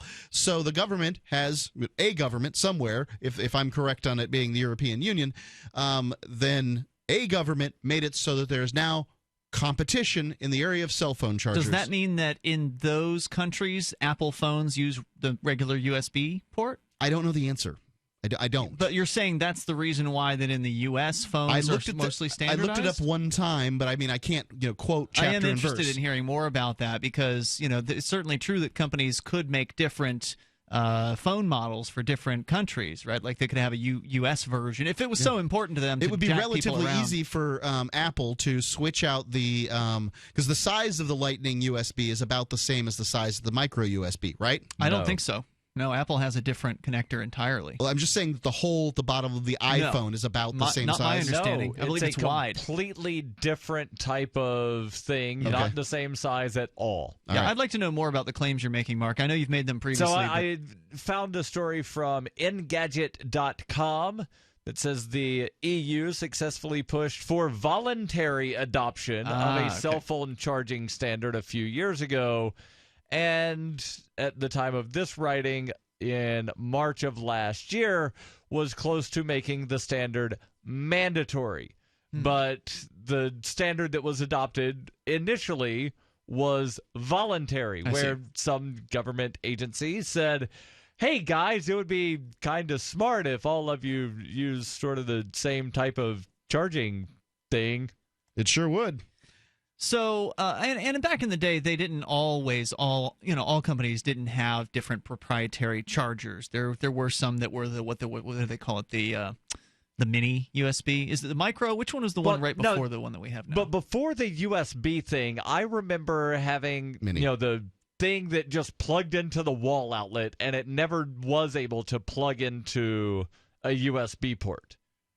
Right. I mean, I'm not saying they all had the same thing previously, but I remember there were phones that had USB ports on them before whatever Mark is saying happened. There was, but that was a relatively recent phenomenon. Prior to that, it was, prior to the mini USB. Now we're not talking about the micro USB, the mini USB, which some phones did have. I agree with you, Ian. A few adopted it. But prior to that, there was no standard at all. Mm-hmm. It went for like 10 years, if not more than 10 years. A couple of decades of cell phones that all had different charging things. You couldn't even get the same ones for the same company. You couldn't even get, those Nokia things that you could like whip at somebody and knock them unconscious. There were different varieties of those that looked basically the same. Those wouldn't even have the same chargers. See, this is why we need government then, right? I think that it's one of the arguments for the state. Well, look, again, this was a voluntary standard that was created, and I'm reading. But it's a voluntary. You know what government when they say it's voluntary, you know what it means, right? That they'll eventually make it mandatory. They will crush your skull if you decide not to abide by it. Look, the marketplace can come up with this stuff on its own if they're allowed to do it. And USB is an example of that. As I understand, USB is a group of companies that came together to design a standard connection for computers. USB 0.1, 2.0, 3.0. They are all. I would agree with you. So I do not believe government was involved in the creation of USB. But if I'm wrong about that, please correct me on it. I believe it's a consortium of technology companies that did that and continue to design it. 855-450 free. So you've got to take a state construction license exam or certification. Can't decide on what books or what chapters to study? Discover right now how you can eliminate unnecessary books and wasted study time. At contractorexam.com, our study materials zero in on state-required test topics in an effective, multiple-choice format. So whether you're a plumber, electrician, general contractor, or other construction-related trade, contractorexam.com will help get you prepared. Visit us at www.contractorexam.com today. Removing bad taste and odor from your drinking water is easy. Removing the bad stuff you don't taste is what ProPure does best. Water the way nature meant it to be. Clean, crisp, and refreshing. See the complete line of ProPure countertop, inline, gravity, and household water filtration products. Visit your authorized ProPure dealer or ProPureUSA.com. That's ProPureUSA.com. Or call 800-544-3533. Free Talk Live. It's not just zoning rules, it's everything. It's true. It's everything. There's so many rules. So many laws. You can't possibly know them. It's physically an impossibility to know the laws. You know not to hurt other people. I don't need a law telling me to do that. But the rest of them? Totally inaccessible. It's true. It's written in legalese. If you don't have training in reading that crap, it might as well be a foreign language. And as you pointed out, it doesn't matter if you can read it. I thought I had them dead to rights. And these bureaucrats, they just like, no, we do whatever we want here at the zoning board. Yeah, that's right. And you'll kiss our butts. Peon. Serf. You'll slave. You'll do what we say. Yeah. Why label them citizens? Well, why not just call it what it is? You're a serf. You're a slave. Free Talk Live, 7 nights a week from 7 to 10 Eastern, live on the Liberty Radio Network at LRN.FM. Ross Ulbricht was convicted in early 2015 of running the infamous Silk Road Underground Market. The Silk Road was a gift to humanity and helped reduce the harms brought on by drug prohibition. For this good deed, Ross has been sentenced to life in prison with no possibility of parole. Now, an appeal is Ross's only chance, and he needs your support. Please visit freeross.org, where you can contribute via various methods, including Bitcoin. Visit freeross.org. That's freeross.org. Here's a chance to do a little activism while you're cruising Facebook, Twitter, or Google+. Between the LOL cats, the recipes, the hot girls, and the inspirational sunrise memes, Free Talk Live's posts pass by your newsfeed. Like them, comment. It gives us more exposure. If you don't see our posts, click like at facebook.freetalklive.com and then hover over it to click Get Notifications. It's an easy way to spread the ideas of liberty a bit further. I know you're busy, but you can spare that 1/10 of a calorie it takes to click on something. Facebook.freetalklive.com. Hi, I'm Derek J. I don't want a politician to represent me. To me, government is the idea that one group of people can coerce everyone to comply with an edict, or face increasing punishments up to and including death. Despite perhaps the most noble of intentions, the best government services are a far cry from what could be provided for by voluntary interactions. Besides, the people who call themselves the government wage wars and put peaceful people in jail for crimes involving no victims. If Starbucks used some of its money to drop bombs, I wouldn't shop there. So why would I support the American empire? The empire does not require my consent. Derek J's Victimless Crime Spree. Watch it for free and order the Director's Cut DVD at victimlesscrimespree.com. That's victimlesscrimespree.com. If you enjoy LRN.FM, please contribute to your favorite shows via their websites and become an amplifier at amp.lrn.fm. That's amp.lrn.fm.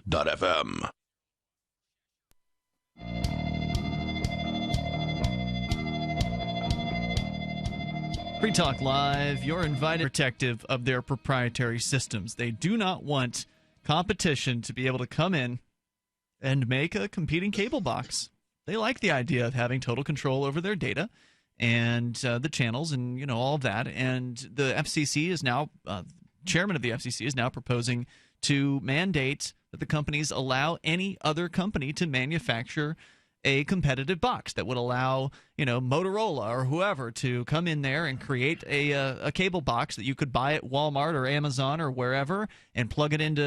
We'll tell you more about it. Also, want to let you know about a great new book by David Hathaway. It's called Immigration: Individual versus National Borders, and it addresses Austrian economists like Hoppe and Rothbard and their writings, which take positions against open borders, which, as a result, many libertarians will echo that. Hathaway's new book, Immigration: Individual versus National Borders, takes on those arguments about open or against open borders while still supporting the position that an individual property owner has the absolute right to exclude or invite anyone onto their property.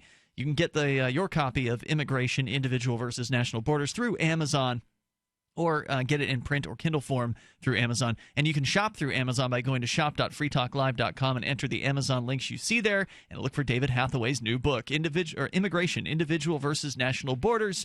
As we continue here, Joe is listening in Alabama through LRN.FM. Hello, Joe. You're on Free Talk Live.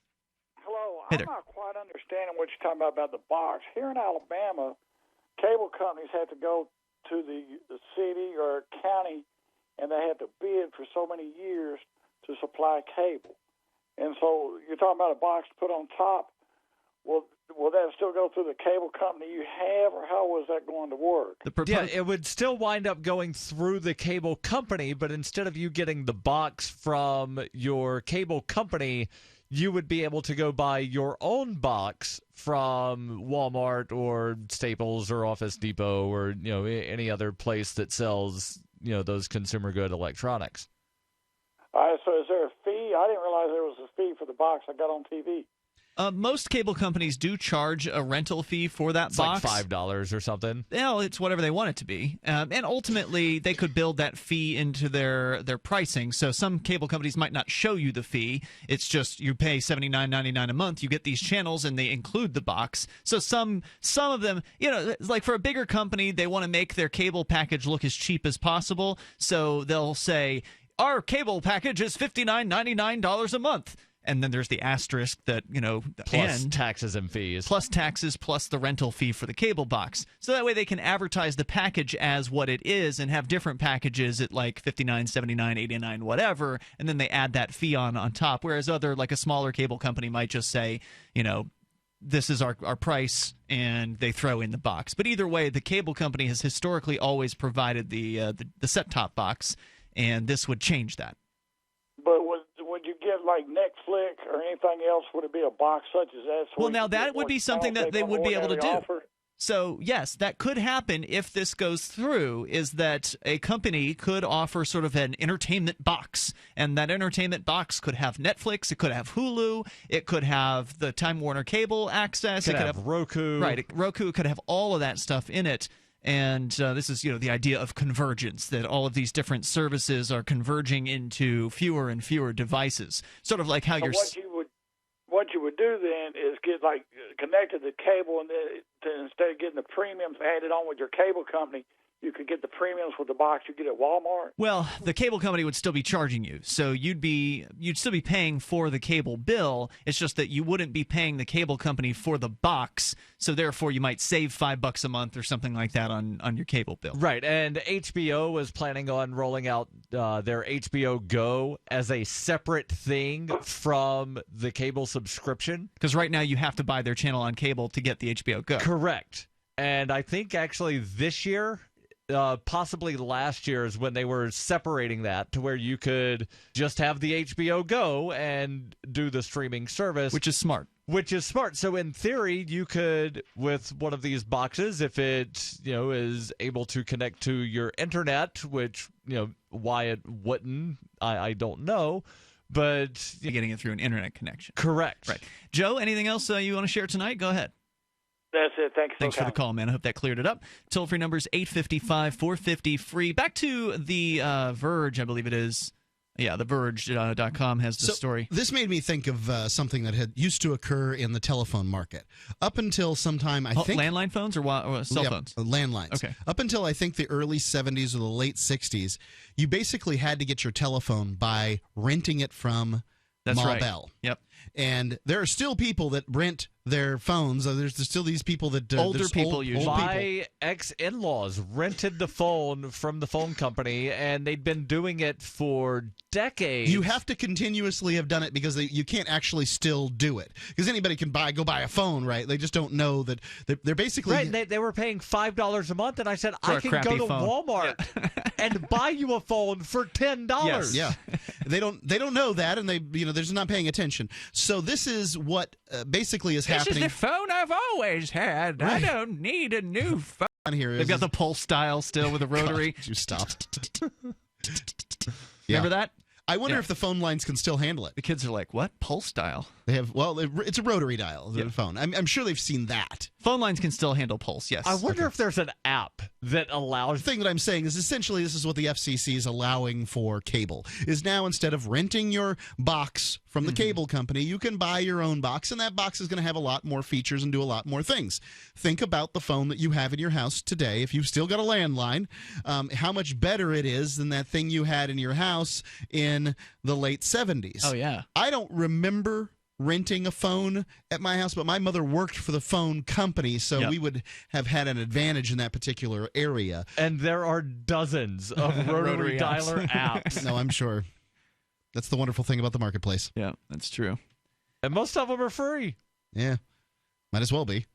They're useless otherwise. So the toll-free number here tonight, whether you're dialing toll-free on your pulse style rotary system or toll-free on your touch-tone system, 855-450-FREE. That's 855-450-3733. And it's toll-free every way you do it. It's true. It's instructive to look back. So is Skype, and our username is LRN.FM. That's true. It's instructive to look back at Cable Card and see how this played out in the past. We're talking about, again, the FCC mandating that cable companies allow competition in the area of set-top boxes. The plan of Cable Card, which was initiated in 2007, attempted to do exactly what this proposal desires, to democratize set-top boxes and make it so third parties could offer C-form, and made it extremely difficult to use, and so it was eventually scrapped. The FCC's new plan is to attempt to open the cable platforms up once again. Opening things up would be a huge boon to the big tech companies, almost all of which have tried and failed to reach a deal with cable companies in the past few years. Microsoft's Xbox One is essentially a hack on set-top boxes with a mix of IR blasters, that's infrared blasters, and user input built on top of them. Apple has struggled to create an integrated solution for its Apple TV and tried directly to appeal to programmers after talks with Comcast broke down and then settled on an app-based model. Google had to go and create its own broadband network with Google Fiber after its Google TV project failed. But even with Netflix, Hulu, apps, and makeshift solutions, tech companies want those cable channels, and the cable companies are holding the cards. So you can share your thoughts here on what should the media landscape look like, and what could it look like without the FCC involved whatsoever? The local government here says it's not the government that's keeping out competition. They say that no one else wants to compete. Think you're fat? You might just be bloated. Find out by calling now for a free trial of New Biotics, the new breakthrough that flattens bloated bellies fast. For a free trial, call 1-800-965-1170. I used to be plagued by pot belly and constant bloating. After taking New Biotics, my belly flattened and continues to get flatter. My sense of bloating and discomfort is gone. If you've got a big belly, you might not be fat. You might just be bloated. New Biotics is scientifically formulated with natural ingredients to flatten bloated bellies fast by cleansing pounds of rotting food and toxic sludge from your body. It even combats periodic heartburn and acid reflux. So just think how much better you'll look and feel. Think you might be bloated? Call now for a free trial of New Biotics and see how much flatter it makes your belly. You might be surprised. But hurry, call now for details while these free trials last. 1-800-965-1170. That's 1-800-965-1170. 1-800-965-1170.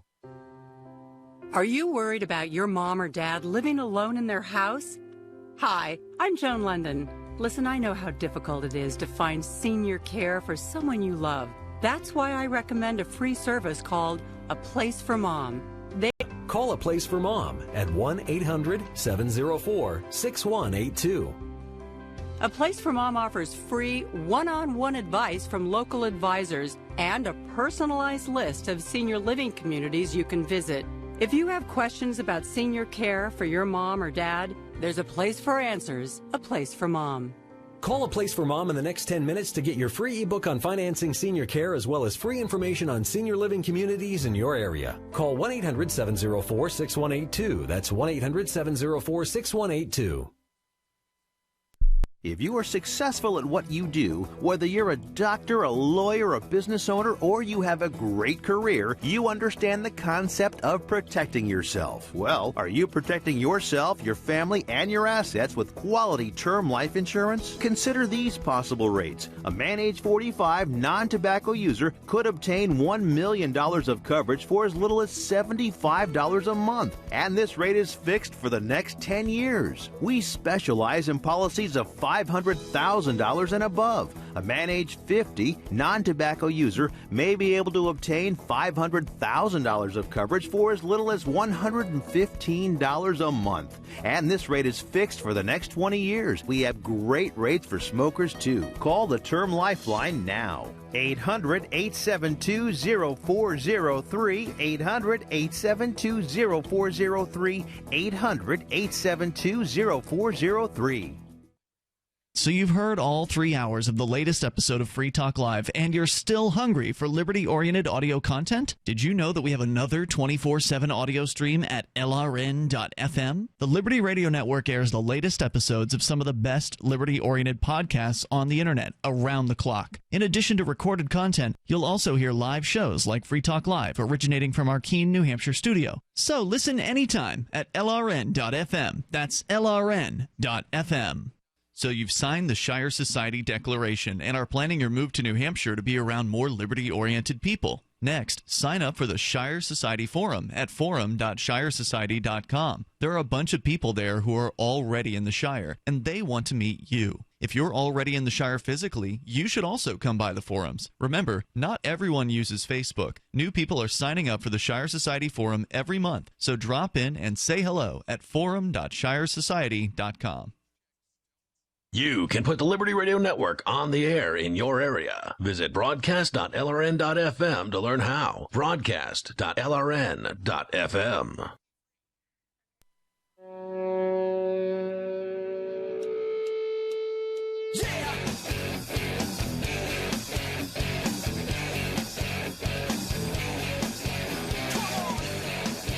This is Free Talk Live. You are invited here toll-free, 855-450-FREE. That's 855-450-3733. We've got Skype as well. The Skype username is LRN.FM. So feel free to connect with us that way. You can share your thoughts on competition in the technology marketplace. Specifically, in this case, the proposal from the FCC chairman is to allow competition, or rather to mandate competition, in the area of set-top cable boxes, which historically have been the purview of the cable company, and that's it. Now, back in the day, I used to know a guy who had modified cable boxes. that some brilliant hacker. This is just the sort of thing that you would know, right? Like a guy that has modified cable boxes. Yeah, that's right. And so, they'd go in and they'd. Now, actually, I think back in the day, I just wonder how he got his hands on them. Like, he had the Scientific Atlanta brand, box, managed to open them up, put in some sort of chip in there, and, solder in a chip, and that would make it so that it would decode every single of the old analog channels. I remember there was Game Shark. You could do that sort of thing with video games, too. You could, pop in and, sort of hack video games with the soldering. Yeah, it's a little different. But my question, I guess, now, we'll get back into the FCC's proposal here in a moment, but if a cable company is sending you a signal and it's scrambled, is it stealing to descramble that signal? If you have the technical ability to descramble that signal, is that stealing from the cable company? If a door has a lock on it, is it breaking and entering to pop the lock? That's a different situation because you've gone to someone's property and you've entered their property in that case, and that's a trespass. In this case, the cable company is broadcasting the signal to you. So let me rephrase the question in a manner that I think Mark might understand and be able to answer. You know how sometimes you get junk mail? Sure. And sometimes that junk mail is, hey, Mr. Edge, here's a bunch of address labels that you never asked for. Yep. We would really appreciate it if you made a donation to our organization because we've provided you with these address labels. Is it theft to use the address labels and not send the organization that sent you unsolicited address labels? Is that theft? The organization that sent me the unsolicited address labels knows that a certain percentage of people are going to use the labels. What in this case, yes, this is a scrambling. They've scrambled it. It's not the same thing by any stretch of the imagination. Of course it is. They know that a small percentage of people are going to tinker around with their box to try to watch the scrambled up channels. I'm not willing to call it theft. I'm not willing to call it theft in the traditional sense because the cable company doesn't lose anything that they would normally lose. Well, they would argue they would lose your subscription. They're going to argue those things all the time. But I can tell you when I, as a young person, wanted to watch the Playboy channel in 1980 whatever on the big W cable, whatever it was, in Bradenton, Florida, there was no way I was ever going to buy. I would have never even considered, even if I could have paid the money and gotten away with my watching it on my grandmother's television without her ever knowing that she had Playboy channel, I would never have paid the money. So no, if I could have somehow circumvented it, I would have, but I would never have paid. Yeah, man, that brings back memories watching the scrambled porn channels on the cable systems. Yeah. Now, they never scrambled the audio. So it was always a clear. Yeah, that's true. It was always a clear audio track, so you could hear everything that was going on. Yeah. And every now and then you'd see a boobie or something like that. Yeah. Something that you thought was a boob. That it looked like. Yeah, you could have been squiggled by for a second and it was green. At least you imagined that it was. You wanted it to be. It was either a boob or an elbow. Now, I wonder if girls had the same experience. Did young ladies in the 1980s and 90s do the same thing as guys? Because here we are, three males of slightly different ages. You and I, Darryl, are pretty close in age, in our 30s. Mark, you're in your early 40s. I'm in my mid-40s. Mid-40s now. We're both, you're what, 37, Darryl? 37, be 38 in 2 weeks. I'm 35. And so, we've all had a similar experience while growing up in different areas of the country. Darryl, you were growing up in Alabama. We were in Florida. So it's interesting that we've all had that shared experience. Wondering if the ladies also did the same thing. The toll-free number here is 855-450-FREE. Although you wouldn't be able to see the man's member in the scrambled things because it was really just soft core. So ultimately all you'd get out of that would be butt cheeks and boobs. And that was it. I don't know. I think there was one of the scrambled channels that it was actually, not what would be considered softcore, because softcore is they sort of, leave it up to your imagination. Softcore doesn't show generally penetration. Right. Yeah. And there's a difference between, like hardcore where you can, see that they're having sex, and the extreme close-up of, oh, yes, that is the thing that I think it is and the other thing that I think it is.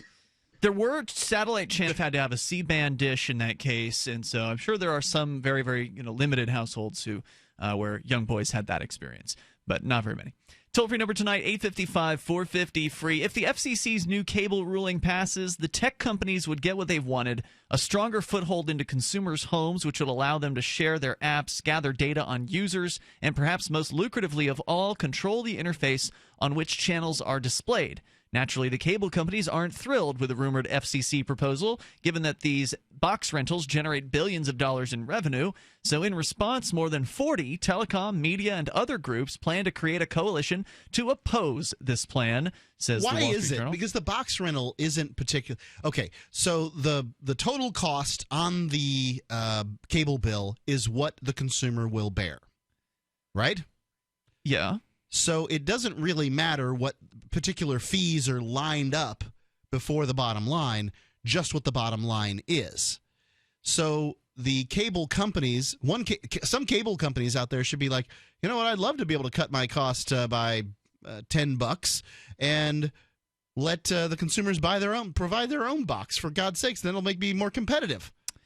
No, they could look at it that way, but they could also look at it as, oh, great. Now our customers get to have 20 different boxes in the marketplace, and they're all going to call us when there's a problem, which would mean that they'll have to tell their customer, hey, we're sorry, you're not using the Time Warner Cable official box, so therefore we can't provide you with support. You're going to need to call Google. No, we can provide you support, but there's a service fee. Yeah, $20 an hour or something like that. $20 an hour service fee, and we can come out and take a look at your box. Yeah, that's a good point, Darryl. So they could actually make more money off of it if they looked at it from that perspective.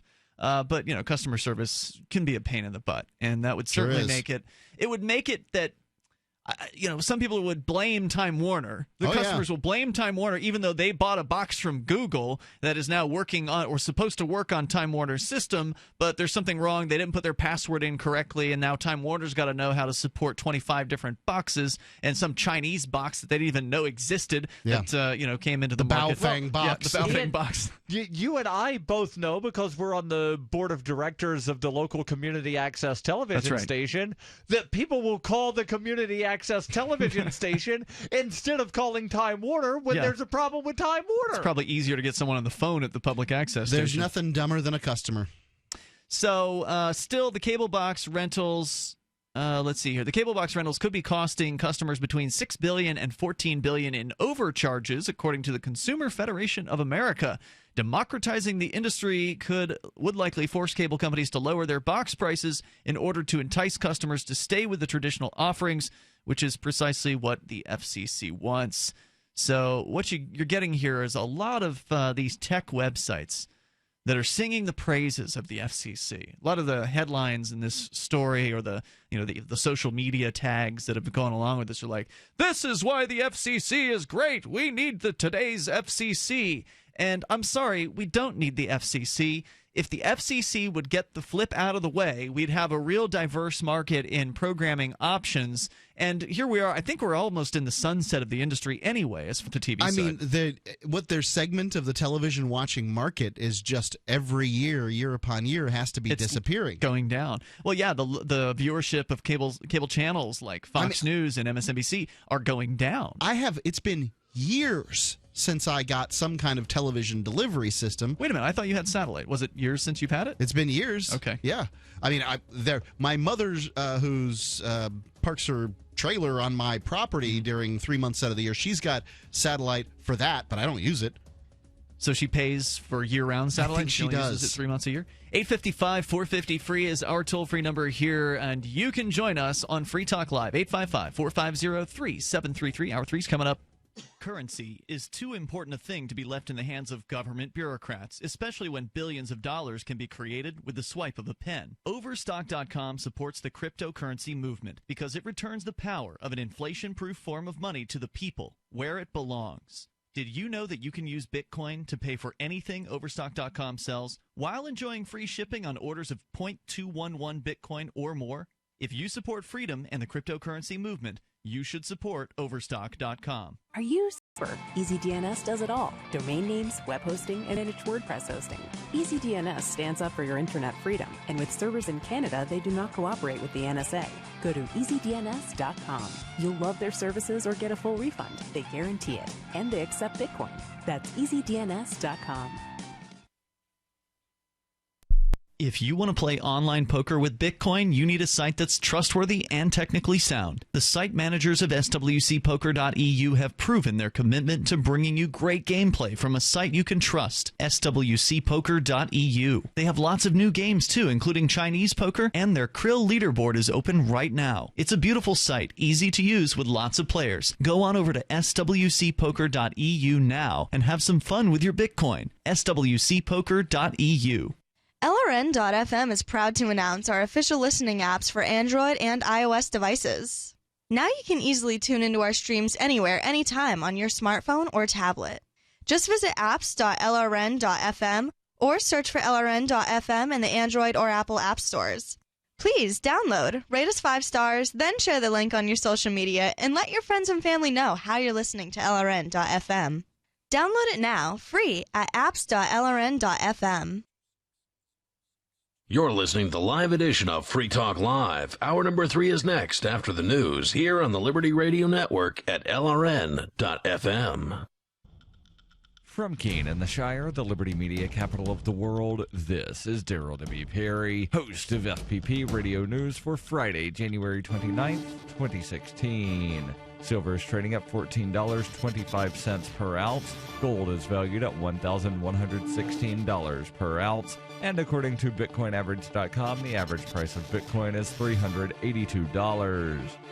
Antiwar.com reports with several Pentagon officials, including the chairman of the Joint Chiefs of Staff, General Joe Dunford, and Press Secretary Peter Cook, talking up military efforts to lay the groundwork for a U.S. war in Libya, which Dunford suggested would be formalized in several weeks. President Obama is starting to talk up the idea as well. The White House confirmed on Thursday that President Obama has ordered his national security advisors to draw up plans to counter efforts by the Islamic State to expand in Libya. Defense Secretary Ash Carter confirmed the move, saying several options are being drawn up. Still, Carter claimed that no decision has yet been made on attacking Libya and that the U.S. is just watching the situation very carefully. He also talked up efforts to back the Libyans, though he did not indicate which ones, likely reflecting Cook's comments on Wednesday that the U.S. is seeking worthy factions to back. Carter's denial that a decision has been made may be technically true, but given the comments of General Dunford, it is very misleading, as clearly the broader decision has already been made and the questions are just the specifics and the timing of the announcement. Bitcoin Not Bombs is a launching pad for nonprofits and social entrepreneurs into the financial freedom of the Bitcoin economy. Bitcoin Not Bombs offers premium publicity campaigns designed to facilitate an organization's adoption of Bitcoin as a payment system. Bitcoin Not Bombs is fully committed to being the hub of the nonprofit sector of the Bitcoin economy, maximizing the potential cross-promotion of all our clients and commercial partners. To learn more, visit bitcoinnotbombs.com. UPI reports the Federal Trade Commission sued DeVry University, one of the largest for-profit college systems in the nation, alleging the school misled students about future employment and earning potential. The FTC in its lawsuit said the school made deceptive claims, including that 90% of its graduates actively seeking employment land jobs within 6 months of graduation, and its graduates had 15% higher incomes 1 year after graduation on average than the graduates of all other colleges or universities. FTC Chairwoman Edith Ramirez said millions of Americans look to higher education for training that will lead to meaningful employment and good pay. Educational institutions like DeVry owe prospective students the truth about their graduate success finding employment in their field of study and the income they can earn. The U.S. Department of Education has demanded DeVry stop advertisements with statistics the school can't substantiate. The DOE said, moreover, for a period of 5 years following the effective date of this action, DeVry must subject all all such representations to review by an independent auditor prior to the utterance, i.e. oral, written, or otherwise, of such representations. DeVry said it will vigorously contest the FTC lawsuit and collaborate closely with the Department of Education to resolve the complaint. DeVry is one of several for-profit higher learning institutions that have come under fire in recent months after the collapse of Corinthian colleges.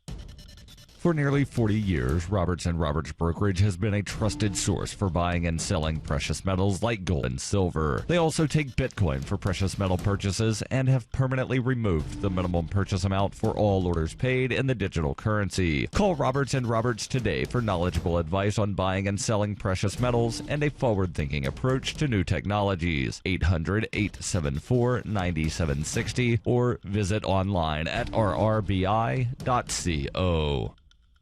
Reuters reports the FBI on Thursday released a video investigators say shows one of the occupiers of an Oregon wildlife refuge reach for his jacket pocket before he was shot dead by law enforcement after speeding away from a traffic stop where the group's leader was arrested. Authorities said Robert Lavoy Finicum, a rancher from Arizona who acted as a spokesman for the occupiers at the Malheur National Wildlife Refuge, was armed when he was stopped by police and killed on Tuesday afternoon. The aerial video taken by law enforcement helicopters show Finicum speed off in a white truck from FBI and Oregon State Police and nearly strike a law enforcement officer while trying to evade a police barricade before barreling into a snowbank and exiting the car. The grainy aerial footage shows Finicum raise his hands in the air and then turn and flail his arms moments before he is shot by an officer that the FBI identified as a state trooper.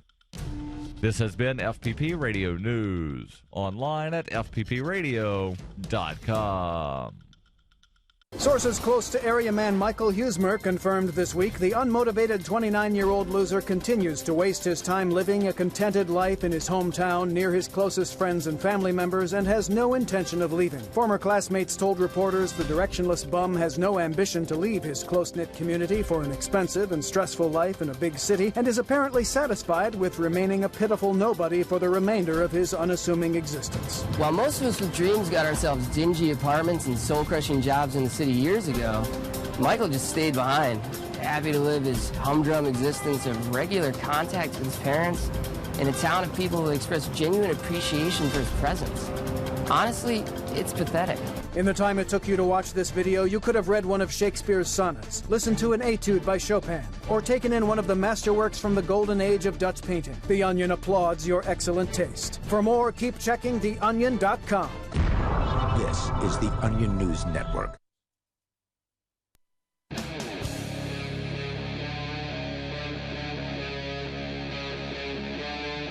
Free Talk Live. It's Free Talk Live, and we invite you to join us here, toll free at 855-450-FREE, 855-450-3733. A 20-year-old woman from Norway says she is a cat.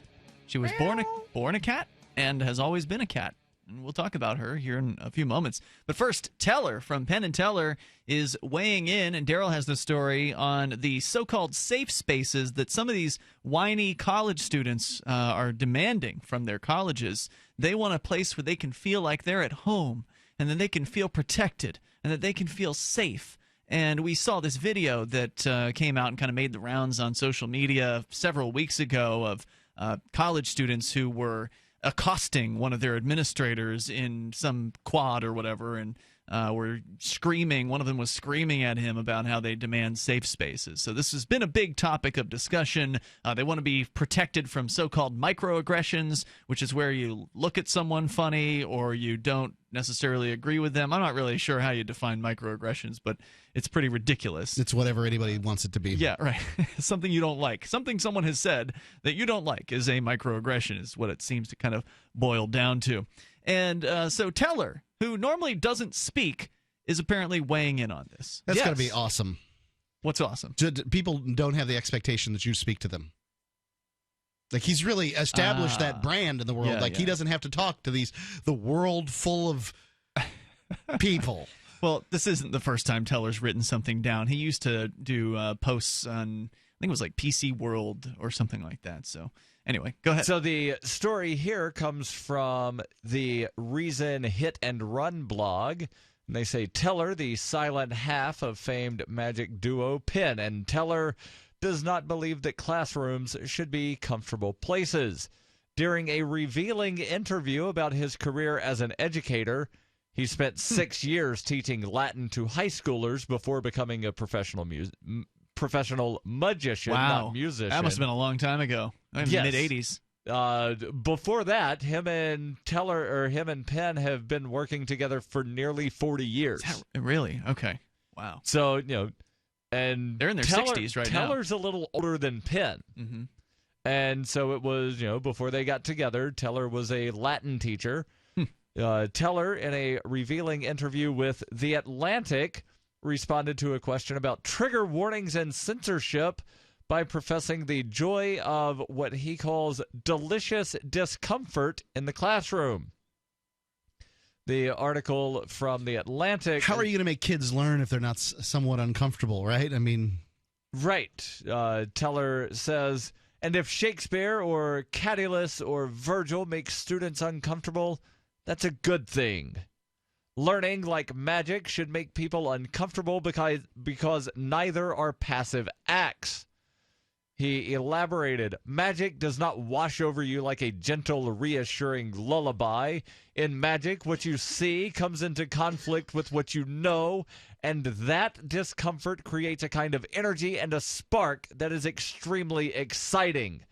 That level of participation that magic brings from you by making you uncomfortable is a very good thing.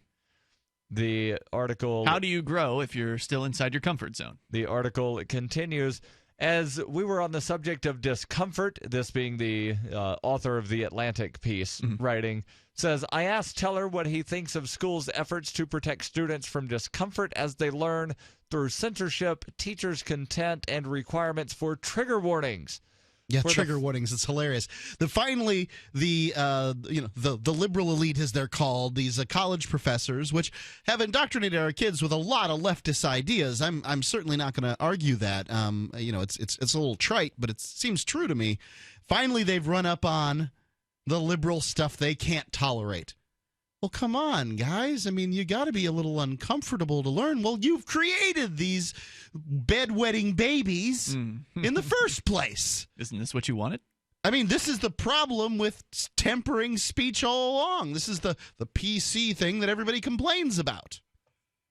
And for the first time in our conversation, the author writes, Teller illustrated the power of his trademark silence, and the line went quiet.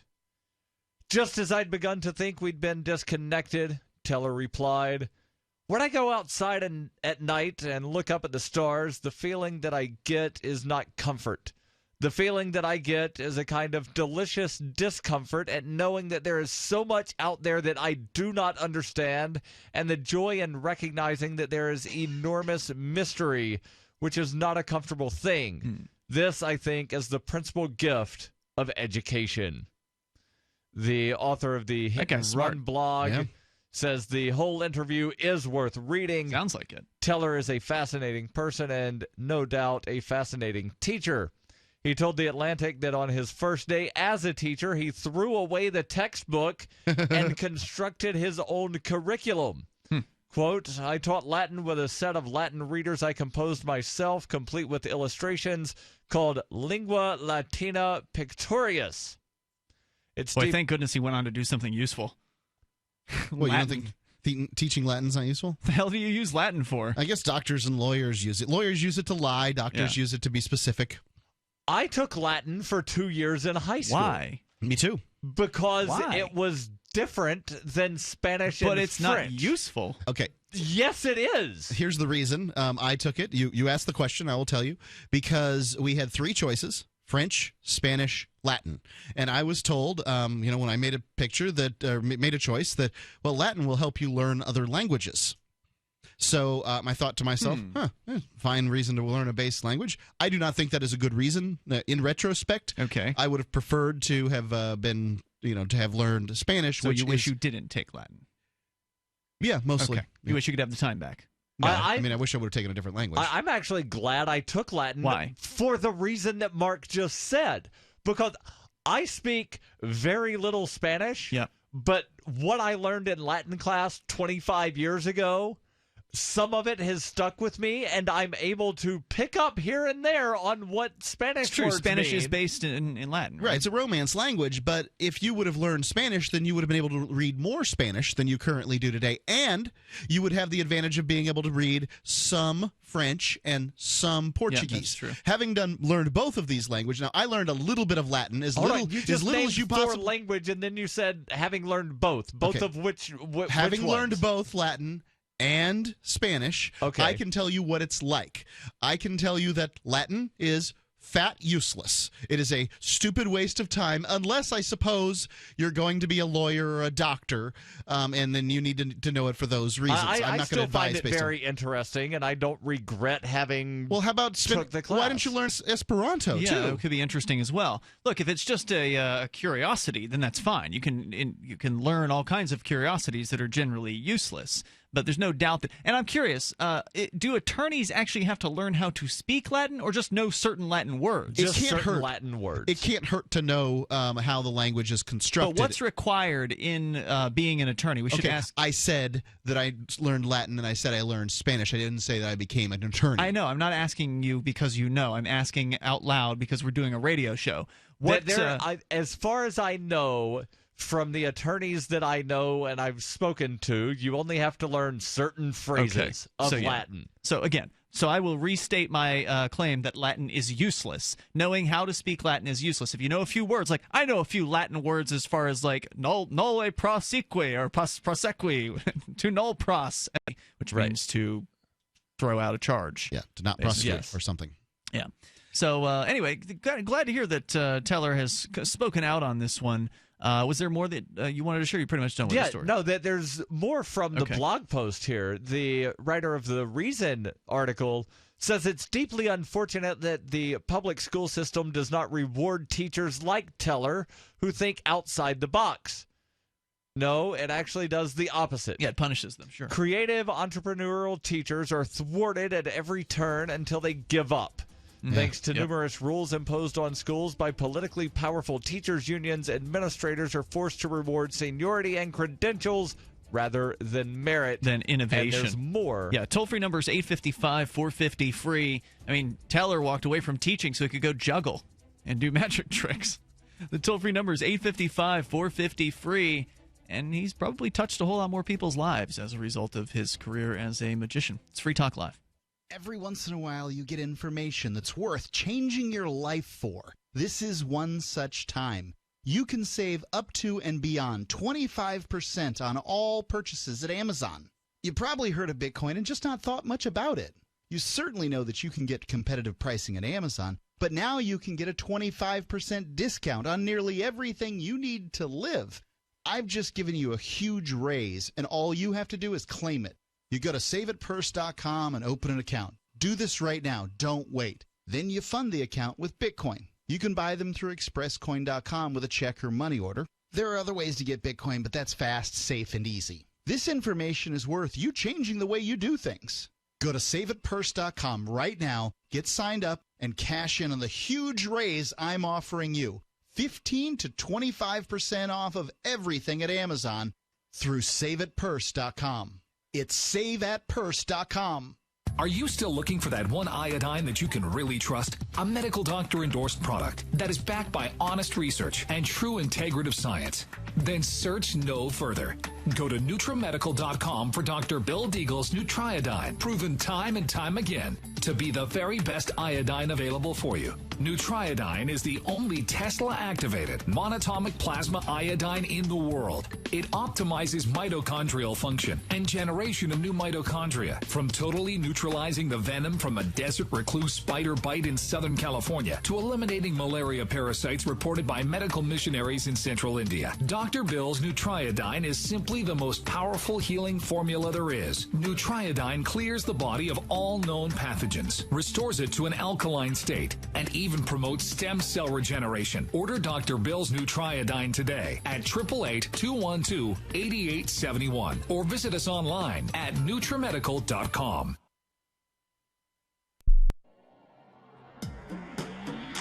Free Press Publications is an independent, alternative media and publishing company founded in June 2009 with the mission of ensuring a free press for the freedom movement and is committed to spreading the message of peace, freedom, love, and liberty. FPP also gives new authors an avenue for publishing freedom-oriented material. FPP brings you daily news and commentary on the website fpp.cc, as well as a daily 5-minute newscast, FPP Radio News, and weekly news, views, and commentary in the FPP Freedom Minute and Peace, Love, Liberty Radio at fppradio.com, and the monthly newspaper FPP News at news.fpp.cc. Find FPP online at fpp.cc.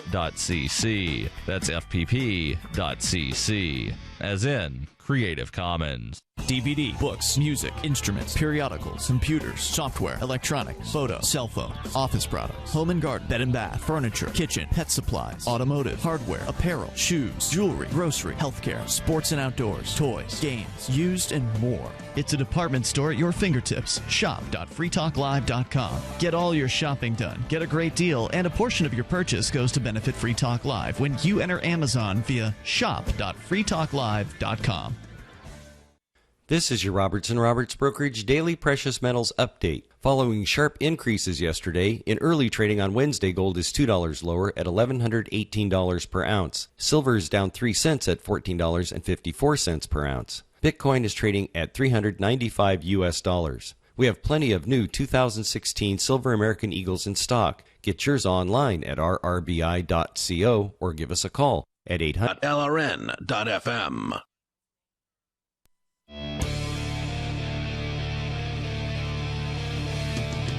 It's Free Talk Live. You may join us here, toll free, 855-450-FREE, if you want to talk about safe spaces. Maybe you're in college and you're experiencing this madness.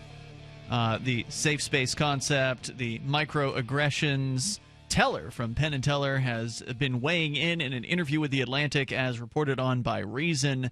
And Darryl will continue with that story. Also want to let you know about the upcoming Liberty Forum. Now, I don't know if they're going to ever get Penn or Teller to show up, but I know they've been trying over the years to do that, but they're so busy with their shows out in Vegas. They're constantly doing shows in Vegas, and it's hard for them to get away. But Edward Snowden will be attending the Liberty Forum via video link from Moscow, where he is holed up somewhere that no one really knows where, but he will be connecting with us probably through Tor, the Onion router, so no one will be able to trace his location, and he'll be taking questions. In fact, the Liberty Forum is actually requesting the questions be submitted now rather than at the forum. So if you think you're going to be able to get into a line and ask questions of Snowden, apparently you're mistaken. You're wrong about that. And Darryl, where did you say that they had asked the question? It's on the event page on Facebook. So the Liberty Forum event on Facebook. You can submit your questions, and then I think they're going to be voting on them, or people will vote on the most popular People ones. are voting. That's how polls on Facebook work. Okay, I didn't know it was a poll. I just thought it was a thread where you No, it's a poll. Okay, I haven't seen it yet, so thank you for clarifying that. But it's one of those things where you can add a question to the poll. Yes, right? and people are adding some really stupid questions. That's Facebook for you. So go to the Facebook event for Liberty Forum if you want to submit your question for Edward Snowden. Even if you're not going to be there, you can submit a question for him, and then if it gets voted up enough, it'll get asked. He's, I believe, only going to be speaking from like 4 in the afternoon till 4:50. So it's a relatively 30-minute thing. Yeah, 30-minute speech, maybe with a few minutes of questions on the end of it. No, my understanding is 30 minutes solid, that's it? It's 30 minutes of Edward Snowden, including his speech plus Q&A. Wow. All right. So, yeah, only the top few questions are going to get into this thing. If you want to go to the Liberty Forum, it's my understanding the hotel, they only can guarantee the special room rate for a very short time. So you want to lock in a hotel room and guarantee that you can actually get it, then you got to go to nhlibertyforum.com. It's happening February 18th through the 21st, so we are literally 3 weeks away from this event. At this point. In 3 weeks from now, we're going to be broadcasting this show live from the Liberty Forum every night. That's February 18th. That's a Thursday through the 21st, which is a Sunday. So it's a full weekend plus here in New Hampshire, hanging out with hundreds of like-minded, liberty-oriented people who care about the ideas of freedom. And in addition to having Edward Snowden, it's going to be a big party all weekend long because the Free State Project will be celebrating 100%. of reaching 100% of its goal of 20,000 signers. It's beginning to look that way, isn't it? It's absolutely going to happen unless some dramatic thing slows down the signing Unless something odd rate. happens and 282 people do not wind up signing the statement of intent between now and February 18th. The rate at which people are signing suggests strongly that we will be well over 20,000 signers. We'll be done for, I think, a solid 2 weeks by the time this happens. I think we're going to be done. We're going to wrap this thing up in the first week of February. I think we'll be done by Wednesday. I don't know. I'd say that's optimistic because we haven't hit 99% quite yet, and it's taken around 4 or 5 days per. They're also manually updating the counter. That's true. Once a day. So they might wind up, let's slow down our input a little bit so that we've got a big bump on, one of these last days or two. Who knows? So anyway, the Liberty Forum, go to nhlibertyforum.com. We're going to be there. It's at the Radisson Hotel in Manchester, the biggest hotel, the biggest convention space in New Hampshire, and it's awesome. Highly recommend it if you can make it up. Start making your plans now and go to nhlibertyforum.com for February 18th through the 21st. Lots of other great things besides Edward Snowden, lots of speeches and panels, and the most important part is the camaraderie to get to know your future neighbors if you're considering making a move here to New Hampshire as part of the Free State Project. And if you love liberty, you really should be considering that. Go to freestateproject.org to get signed up here as we wrap up the goal of 20,000 signers. So let's go to Straight Razor in Texas and then more about the safe spaces from college. Straight Razor, you're on Free Talk Live. Good evening, gentlemen. Hey. So I think so I do attend college, and I have found it to be excellent because of how much I've had to fight off the sheeple zombies that like to attend and think of nothing, and to watch them try and process the actual values of libertarianism is absolutely amazing. Yeah, you can watch them stop with their mouth open, thinking about it. So you've been in class. Experience of being in a room that is completely hostile towards your stance. Yeah. Because the diehard Republicans can't get behind me because I really don't care if gay people marry, and the diehard Democrats can't get behind me because I don't want everybody spending my money. So it is fun to be the libertarian macho flash in a college campus. Yeah. I agree. It's almost worth paying for. I got to do some of that myself. And the other part about it is that I've noticed, so as I went into harder courses where, the curriculum obviously, as you get farther along, the courses get harder, there's more information, more intricate information, I started running into more libertarians. So it turned into, it was just me battling with, 30 other students. There were 3 or 4 of us in there, and it is really easy to dogpile the ideas of liberty because the idea or the response to something that I didn't think of, another libertarian is very quick to step up and fill that slot for you. Why do you think we keep 2 people on this show? Well, no, the reason I have more than one person is because I don't want to listen to myself talk for 3 hours. It would bore me if I did that. So, but I agree with you. This is showing the power of numbers when it comes to the ideas of liberty. When you're not the only lunatic who is, spewing you have more than one lunatic. Yes, it becomes less crazy. It sounds less crazy if there's more than one person who's advocating it. And it helps a lot. Like another example of this where I noticed it. As I was getting into the liberty movement and doing outreach, I would set up these outreach booths at which, Mark, you have helped me in the distant past, and Darryl, you've helped at like the county fair that we've done here in the more recent past. I've been doing these outreach booths for basically my history in the liberty movement, and it's always better with more than one person. If there's more than one person behind a table that's doing an outreach table, it just looks more legitimate. It's less likely, there's 2 people, so they're less likely to be 2 people who are totally crazy, I guess. Well, and having more people talking at the table also helps. So if one person at the table is talking with 2 people who are attending the event, whatever the event is, then it looks like your table's popular, and more people are likely to come over. Let's go see what's at the popular table. Exactly. It's totally monkey see, monkey do popularity contest thing. Well, and the other great part about it is how diverse this group of people really is. Because if you asked the random person on the street, oh, well, that's all middle-aged white guys in their basement with, guns and food storage.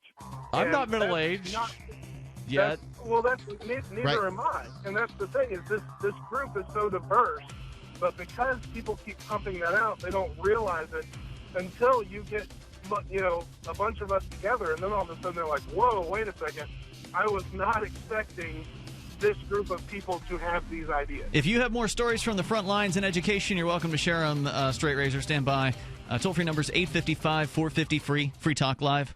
So you've got to take a state construction license exam or certification. Can't decide on what books or what chapters to study? Discover right now how you can eliminate unnecessary books and wasted study time. At contractorexam.com, our study materials zero in on state-required test topics in an effective multiple-choice format. So whether you're a plumber, electrician, general contractor, or other construction-related trade, contractorexam.com will help get you prepared. Visit us at www.contractorexam.com today. Hey guys, Pat Matthews here to tell you all about the newest and best way to sell your products online. It's buysellmakeoffer.com, a brand new site to sell your stuff online. Your old golf clubs, sports equipment, tools, and yes, even your car. Forget about the other guys. Buysellmakeoffer.com will never charge you item fees. Go to the website now and sign up so that you can soon load all your stuff up to sell. On Free Talk Live, we're bringing people to the ideas of liberty every day. From wrestling superstars like Glenn Jacobs. You guys really are having an impact, I believe. Like I said, a lot of where I am now is due to listening to Free Talk Live. You changed my mind on some very important issues years ago. To random people tuning in on the radio. I was kind of stuck in the left-right paradigm. I heard your show by chance on a Saturday night.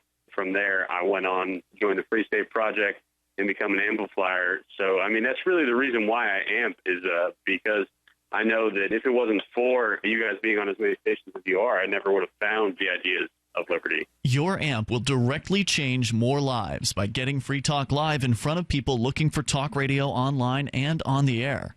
When you amp Free Talk Live, you get perks like access to the amp-only The Daily Decrypt, a new video channel and podcast that will keep you on top of the latest innovations in crypto finance, security, networking, transportation, and gadgetry like drones and 3D printers. Subscribe to the Daily Decrypt on YouTube and SoundCloud and be an early adopter of the future. The Daily Decrypt. The three most important things you can do for Free Talk Live are: 1, share one episode a week on Facebook or in some other social networking site. 2, buy the things you buy online through shop.freetalklive.com. 3, give $5 a month to the AMP program. It's my firm belief that Free Talk Live's AMP program is the best use of your charitable dollar among liberty-oriented organizations. Support all the organizations you love, but make sure you give $5 a month to AMP at amp.freetalklive.com. Every once in a while, you get information that's worth changing your life for. This is one such time. You can save up to and beyond 25% on all purchases at Amazon. You probably heard of Bitcoin and just not thought much about it. You certainly know that you can get competitive pricing at Amazon, but now you can get a 25% discount on nearly everything you need to live. I've just given you a huge raise, and all you have to do is claim it. You go to saveitpurse.com and open an account. Do this right now. Don't wait. Then you fund the account with Bitcoin. I know this sounds unbelievable, but at my house, we saved as much as 45% off of a new item on Amazon. This information is worth you changing the way you do things. Go to saveitpurse.com right now, get signed up, and cash in on the huge raise. Cover our satellite costs with the chip in on the right side of the page at LRN.FM.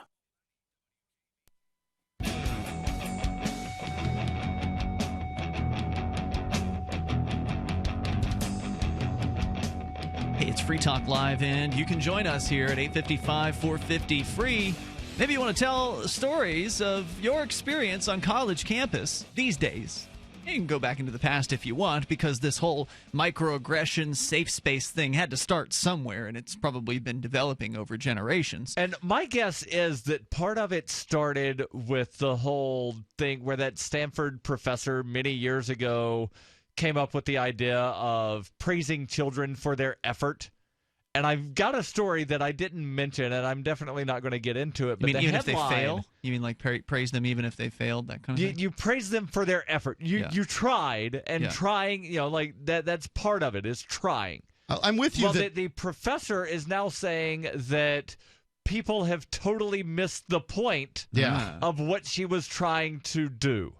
Right. So what we have is this is sort of participation award society, and I'm told about it. My kid does not go to regular school, so I can't really comment one way or the other on it. But the idea is that just if that we don't make winners and losers here. It's just that everybody tried. Everybody's a winner. Well, that's nonsense. But I do think that you need to put the effort in order to succeed. So therefore, effort should be praised.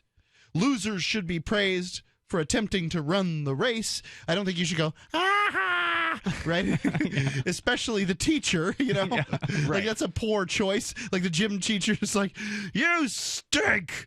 Which I actually think that might have occurred in when you were in school? Yeah, when gym classes. Right, so basically, the point that was trying to be made was use positive reinforcement, not negative reinforcement. Yeah.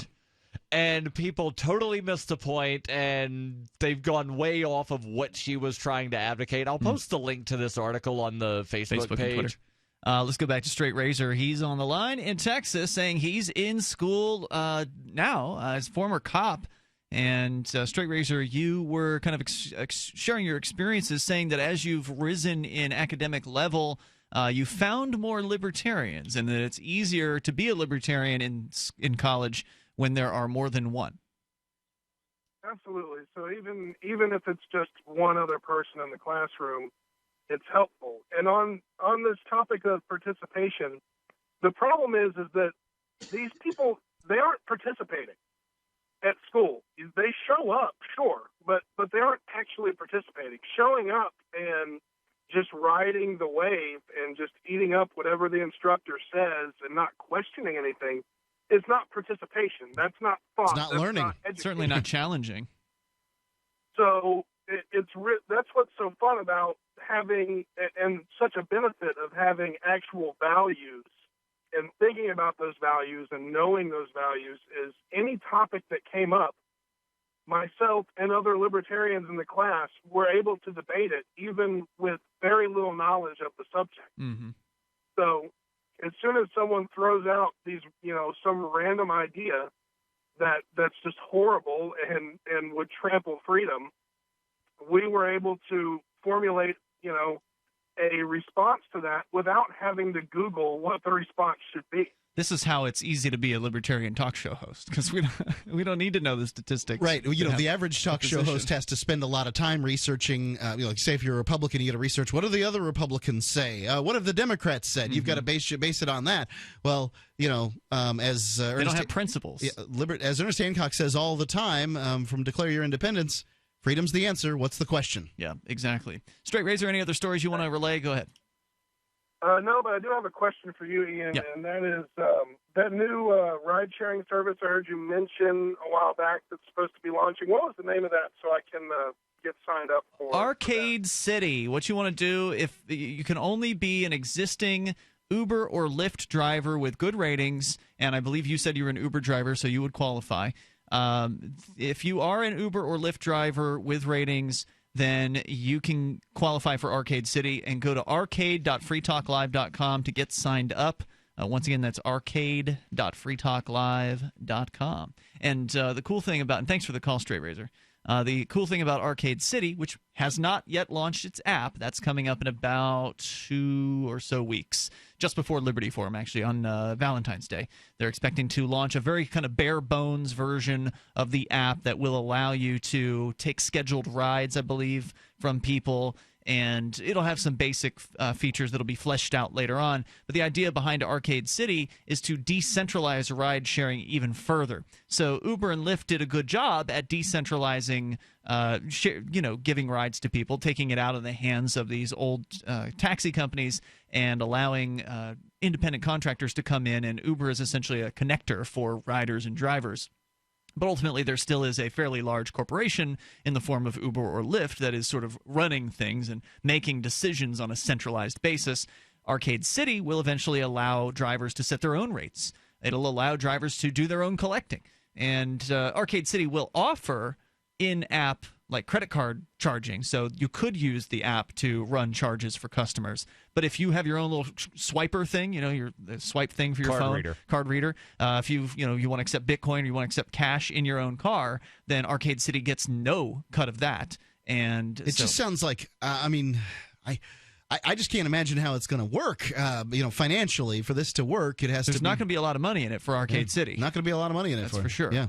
But it's more of an activism project, I think, than it is anything else. I mean, ultimately, I'm sure Christopher David, who's the creator of Arcade City, who we've had on this show, he's a brilliant, really energetic activist here who moved for the Free State Project. I'm sure he would love to make a living off of Arcade City at some point, but I don't know how far off in the future that's going to be for him. But then again, what do I know? I thought that this was going to be some slow-growing thing that wasn't going to, go beyond much further than New Hampshire, and it's blown up. He was expecting to get. Hold on. A nice thing about Uber is the driver doesn't have to do any collections. Yeah, that's true. People pay ahead of time, and so you're going to get paid. That's As a true. Taxi driver, I can tell You'll get stiffed. Yeah. Well, I'd flip the meter. I'd take somebody where they're going to go, and they're they'll like, jump out. Well, they'll be like, hey, I'm going to have to go inside and get money. Well, they never come out. What? And then you're not going to go in. Some of these places, you're not going in home to get them. So I think that there's a real advantage to the driver to say, hey, look, I want them to pay ahead with a credit card or with Bitcoin. I agree with you. Or with whatever. That's one of the challenges that Arcade City is going to have to deal with, is that, even though Uber is more centralized, it has its benefits from being centralized to some extent, in that Uber will also cover, let's say, if somebody pukes in the back of your car, there's a way for you to take pictures of it and send it to Uber, and Uber will send you a cleaning fee or something like that. This is what I've heard. I do not miss working at the cars. Will refuse rides to people that they think are too drunk. So if somebody thinks, if they you stop and isn't that the purpose of Uber? Give you a ride when you're drunk? Some drivers aren't as desperate for the cash, and they will say no. If somebody's teetering and they're they look like they're gonna barf, the driver will say, I'm not going to take you, and then they'll take off. Yeah. So, that's there. These are some of the risks involved. And you're right, Mark. Arcade City, it's not a perfect concept so far, and I hope it works out for him. And yes, there will be more risk involved in essentially running your own business. Arcade City will allow you to be more decentralized and more in control of your Is your it going to know business. who the customer is? I don't know. I haven't. You know what, Mark? There's been an hour-long video that Christopher David made that he released about within the last week, where he answers a bunch of these sort of common questions that people are asking about Arcade City, and I've only gotten through the first 10 minutes, so I haven't watched that whole thing. So I cannot answer you as an expert. All I can do right now is say, if you're interested in this, go to arcade.freetalklive.com, and all of these details will be fleshed out over time. So, and if you want to be an Uber driver, you can do that too, because I signed up as an Uber driver, and so you can use my referral code. Go to drive.freetalklive.com if you want to sign up for that, and if you just want a free ride, you can do that too. And this is one of the other things Uber has over Arcade City, is Uber can subsidize, because they're a big company, they can give people that first ride free. Whereas, if an Arcade City driver wants to do that, they can, but they don't get anything for it. Whereas with Uber, if you give somebody a free ride, you don't know it's their free ride as the driver, because you get paid for it. Because Uber will pay you for the ride, but they won't charge the customer. So, again, that makes it easy to get people to try Uber, and getting people to try Arcade City is going to be a little more of a challenge. Anyway, go to drive.freetalklive.com or ride.freetalklive.com. Money to the people where it belongs. Did you know that you can use Bitcoin to pay for anything Overstock.com sells while enjoying free shipping on orders of 0.211 Bitcoin or more? If you support freedom in the cryptocurrency movement, you should support Overstock.com. There comes a time when you need custom embroidered or screen printed apparel for your business, organization, or a special event. Corporate Casuals has been helping people create great looking logoed apparel for over 25 years. They can produce a single piece or thousands using name brand apparel like Nike, Patagonia, Adidas, and Hanes. Create your logo in their online embroidery design studio, or upload your existing logo and they'll turn it into embroidery. Go to corporatecasuals.com/FTL and include FTL in the order notes and save 5% on your order. Are you tired of commuting to a job that makes someone else rich? Working harder than ever, but getting nowhere? Do you hate spending hundreds of dollars every week on daycare? Having someone else raise your children? With our opportunities, you can start earning money as soon as next week. You get to be the boss, work from home, and live a happier life. At Be the Boss Network, you'll find hundreds of work-from-home opportunities that you can literally start today and be earning money as soon as next week. Go to freedom106.com and start earning money as soon as next week.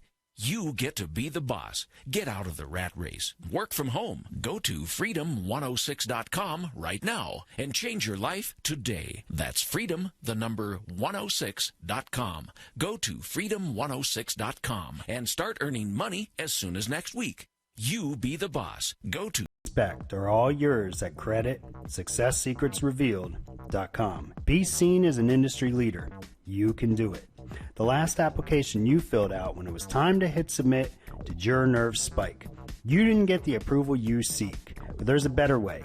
We teach you exactly what to place into the right systems the right way the first time so you get approved.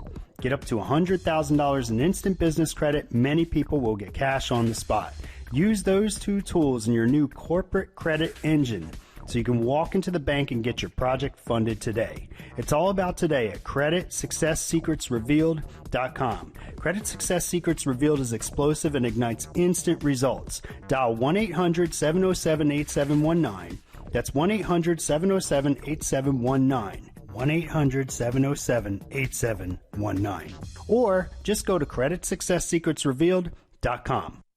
You can listen to Free Talk Live on the radio, podcast, satellite, webcam, and our live streams. But did you know you can listen to Free Talk Live from any phone, anywhere?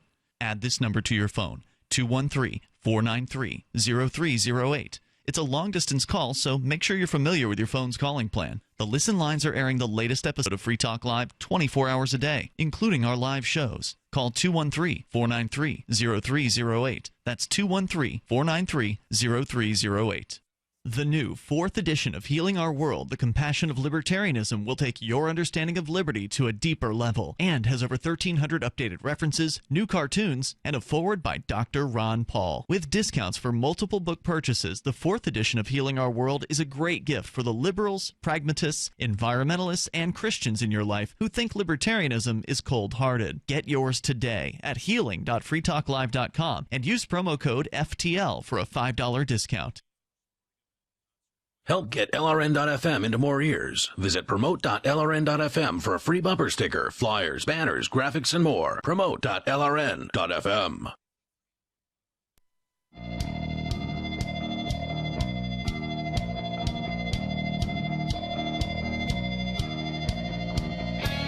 It's Free Talk, talking about the ideas of liberty on a regular basis, live 7 nights a week, available via podcast.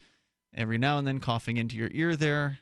I didn't push the button. You were a little late on it. Oh, was I? I'm sorry. But anyway, yeah, got a new. I got a station with a verbal agreement today, which I'm excited about. You're not allowed to say who that is. No, but the program director has the last name of Weed.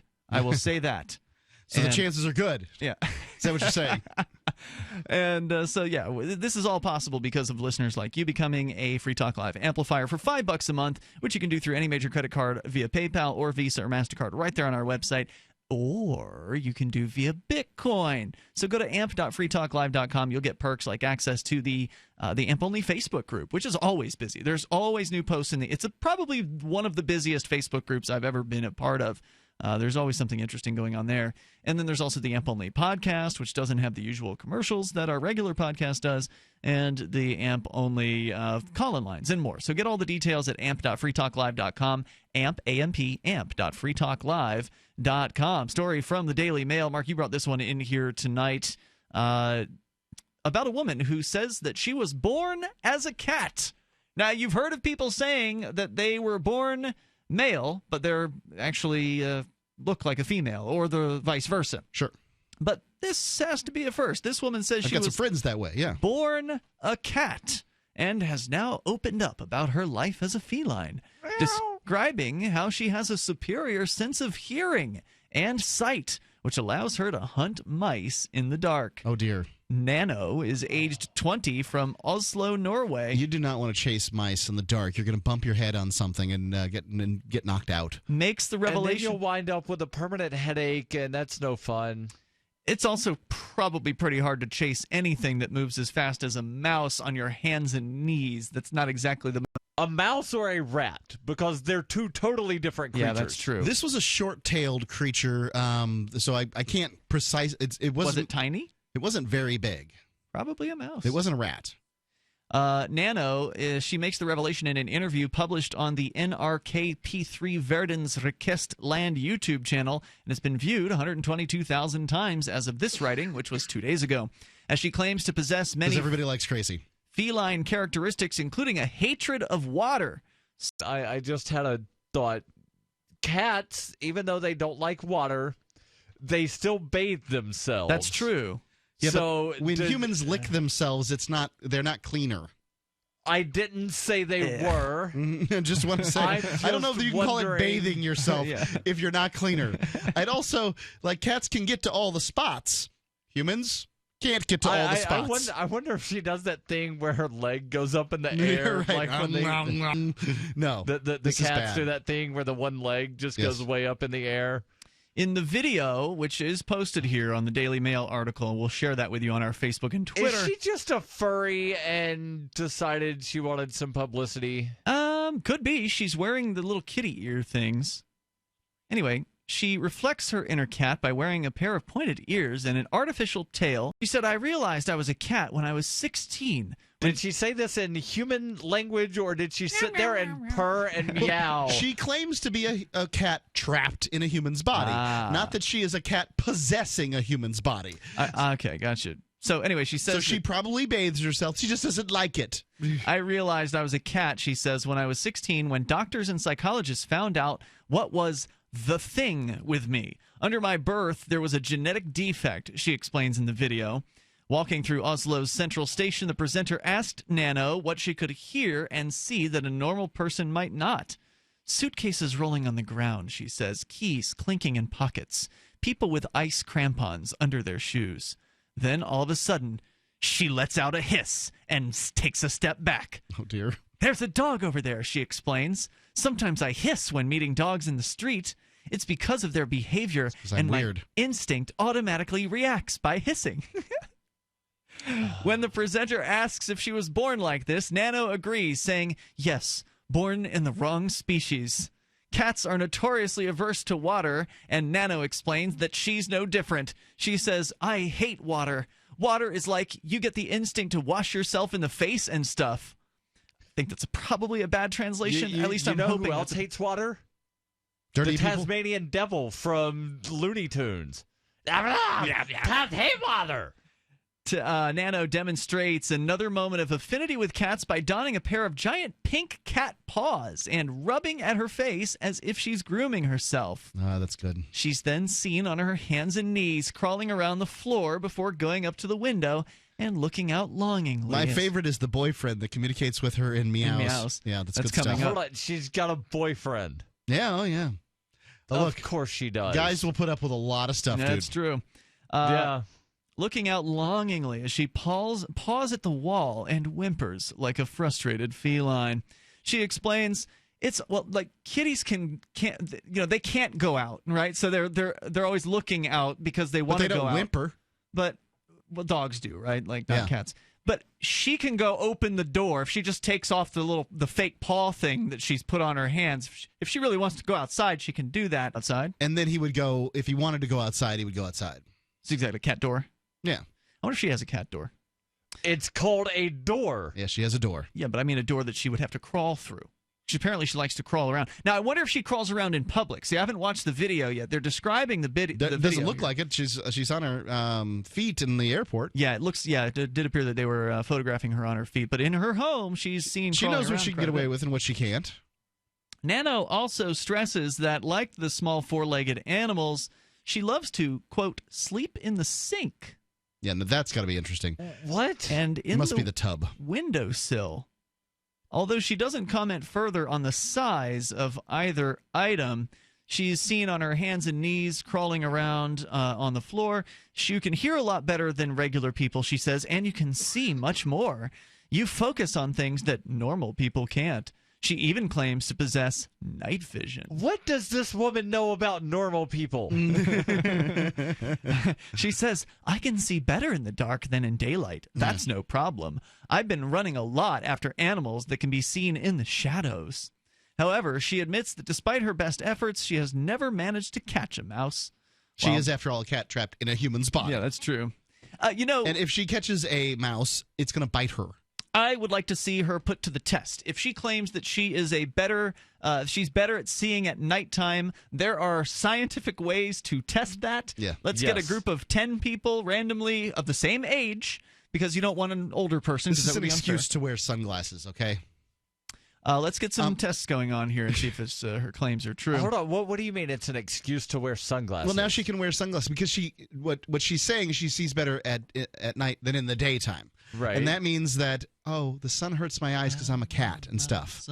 Okay, the sun hurts my eyes because I've got blue eyes. That's why I wear sunglasses. I don't make stuff up. She's got blue eyes, too.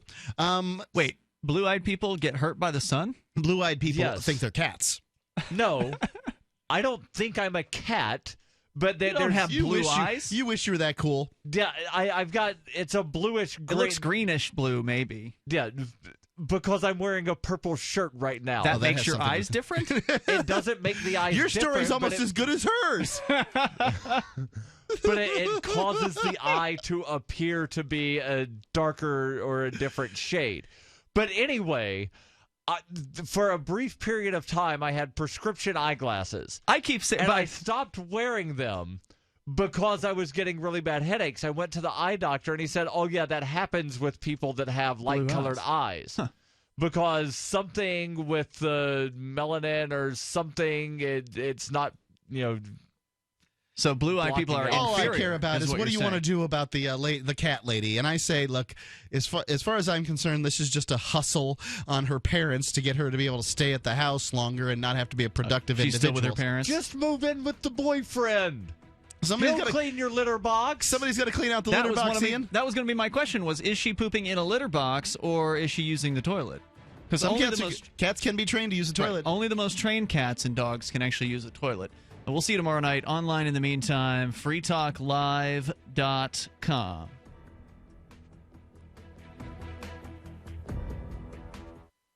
Understanding your credit score is the first step towards managing and improving it. This is Charlie Sundstrom with your Van Dyke Mortgage Minute. The most influential component of your credit score is your payment history. Almost equally as important is the amount you owe on credit accounts. Also impacting your score, but to a lesser degree, are the length of time you've utilized your credit. Are always paid on time. Don't max out your cards. It's better to have a high credit limit with a low balance. Never close old accounts. The age of these can actually help your credit score. But don't be afraid to use your credit. You need several accounts in order to have a credit score. Just keep the corresponding payments within your means. For your mortgage pre-approval and refi needs, start by visiting VanDykeMortgage.com. Corporate NMLS 3035. Van Dyke Mortgage is an equal housing lender. Charlie Sundstrom, NMLS 134251. As a pioneer of the e-commerce movement, Overstock.com is proud to be the first major retailer to accept Bitcoin. Overstock was the first because Patrick Byrne, Overstock's CEO and founder, firmly believes in personal freedom and cryptocurrency. Over the past 16 years, Overstock has furnished over 18 million homes with a diverse line of products to suit everyone's unique styles and preferences. Support Overstock and freedom of choice while enjoying free shipping on orders of 0.211 Bitcoin or more. Did you know that you can listen to and watch Free Talk Live during our live show 7 days a week from 7 to 10 p.m. Eastern via our studio cam at cam.freetalklive.com? Not only that, but you can also chat with other listeners at the same time. Do I need to mention that both the studio cam and chat room are totally free? Outside of Free Talk Live's live hours, you won't see a cam feed, but will hear audio from the Liberty Radio Network. So listen, watch, and chat all free at cam.freetalklive.com. That's cam.freetalklive.com. This is the Liberty Radio Network, broadcasting the latest liberty-oriented audio content 24 hours a day at LRN.FM. From Keene in the Shire, the Liberty Media capital of the world, this is Darryl W. Perry, host of FPP Radio News for Friday, January 29th, 2016. Silver is trading at $14.25 per ounce. Gold is valued at $1,116 per ounce. And according to BitcoinAverage.com, the average price of Bitcoin is $382. Peter Cook talking up military efforts to lay the groundwork for a U.S. war in Libya, which Dunford suggested would be formalized in several weeks. President Obama is starting to talk up the idea as well. The White House confirmed on Thursday that President Obama has ordered his national security advisors to draw up plans to counter efforts by the Islamic State to expand in Libya. Defense Secretary Ash Carter confirmed the move, saying several options are being drawn up. Still, Carter claimed that no decision has yet been made on attacking Libya and that the U.S. is just watching the situation very carefully. He also talked up efforts to back the Libyans, though he did not indicate which ones, likely reflecting Cook's comments on Wednesday that the U.S. is seeking worthy factions to back. Carter's denial that a decision has been made